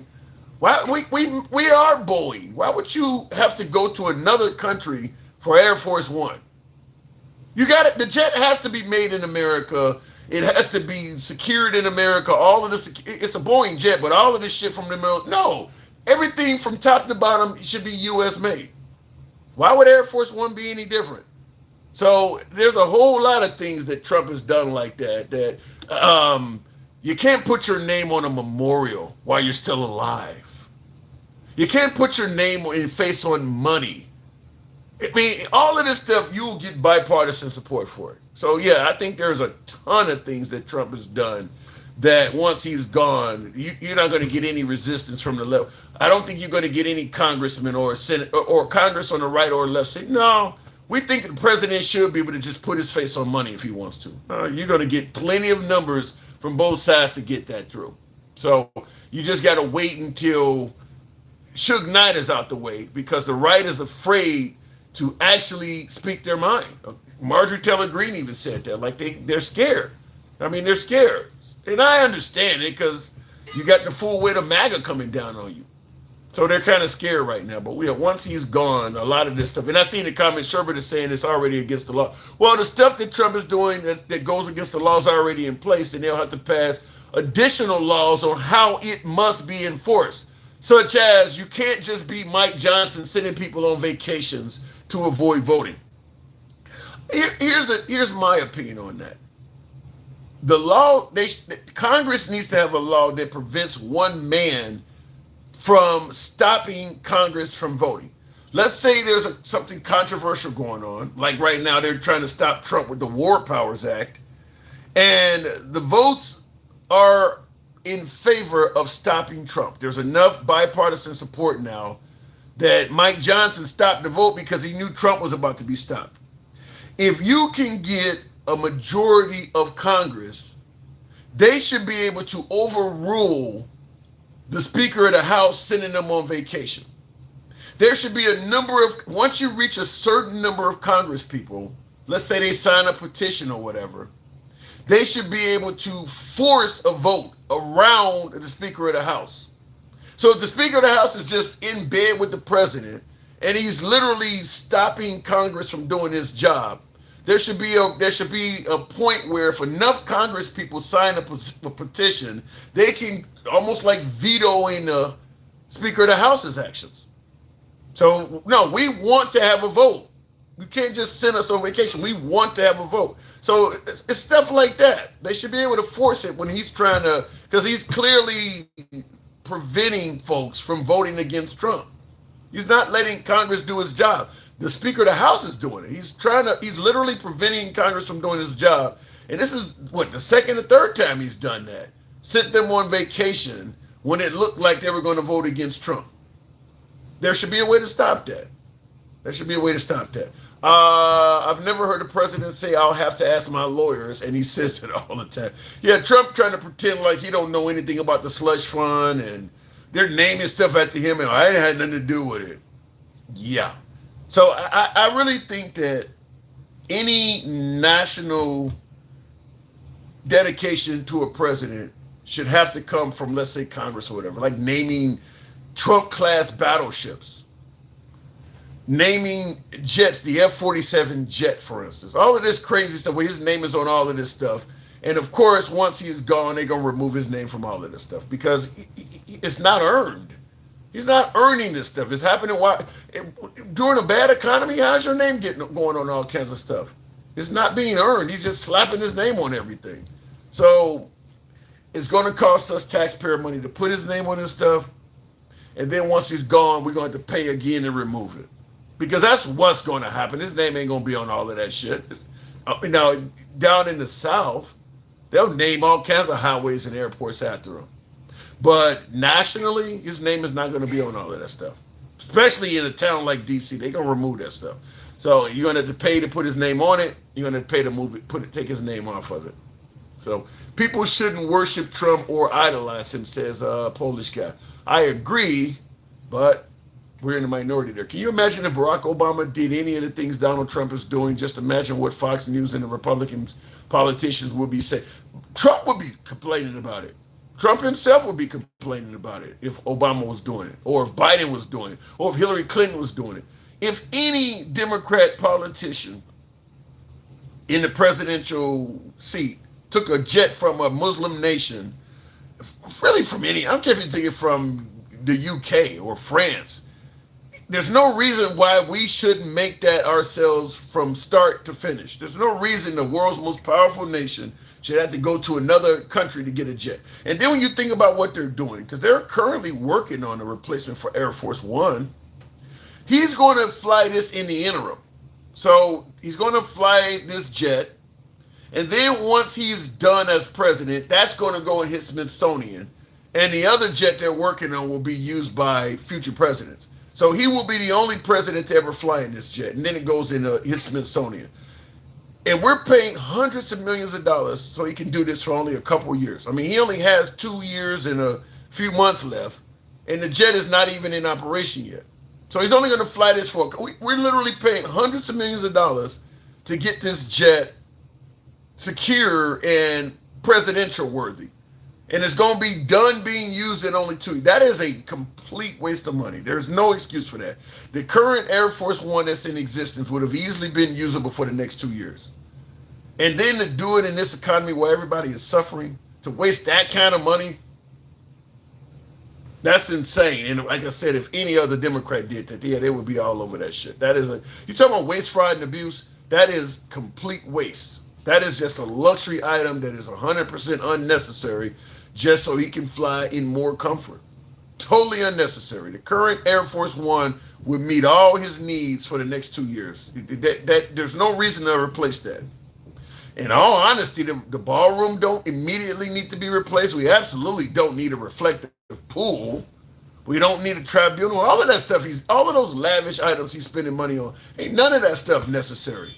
None of it. He's just making his life very luxurious at our expense. That's all he's doing. He's making his life incredibly luxurious at our expense. And folks are like, well, he needs a new ballroom. He needs this. This is where you got folks making this reference that people with 3 teeth are defending folks with 3 yachts. I'm not saying anybody has 3 teeth, but it doesn't make sense to see so many poor people saying that this shit is necessary. It just, like, where the fuck are your priorities? You don't want this person on welfare to get an extra couple more food stamps, or you don't want here's one that's crazy. You don't want SNAP recipients to be able to buy sodas, chips, and candy, but you're okay with him getting gold and ballrooms and UFC fights and all kinds of crazy shit. But the lady on welfare, no, you shouldn't be able to buy a Coca-Cola. That's fraud. That's waste. I can't explain it for the life of me. Anyhow, I do got to step away. I appreciate the 100 and whatever that says up there. He's still trying to compete with Obama's swag. That ain't going to happen, Miss Mo Brother. That is not going to happen. Unless Trump does something that is incredibly beneficial to the country to get his poll numbers and things like that, that is not going to happen. His poll numbers are in the tank right now. So I can't imagine that. Tim, remember when he tried to make his plane Air Force One? Really? They would have to gut that. I mean, his plane is too small. That little thing. I mean, his jet That's like one of them Southwest 737s or something. His jet is too small for that. I can't even imagine making Trump's current plane. And his plane is not fly-by-wire or anything. It's all mechanical and shit. That jet that Trump got, the one that is black and gold or whatever color it is, black, gold, and red, that thing's old. And you can't make that in the Air Force One. Trump could take a piss on the American flag. And who did that? Alter Ego. Appreciate the love. Thank you. See your boy off right. Appreciate that. Somebody said Trump could piss on the American flag and MAGAs would cheer it on. I don't want to agree with that, but they did beat the shit out of cops with the American flag. They climbed to the Capitol building and took off the American flag, put up the MAGA flag. And yeah, they did call them patriots. I don't want to believe that Trump could piss on the American flag and get away with it, but it came close. So it might be possible. It's your boy Tim the Handsome Liver. I got to step away. Thank you, folks. I will catch you guys tomorrow. Y'all have a good night. Appreciate it.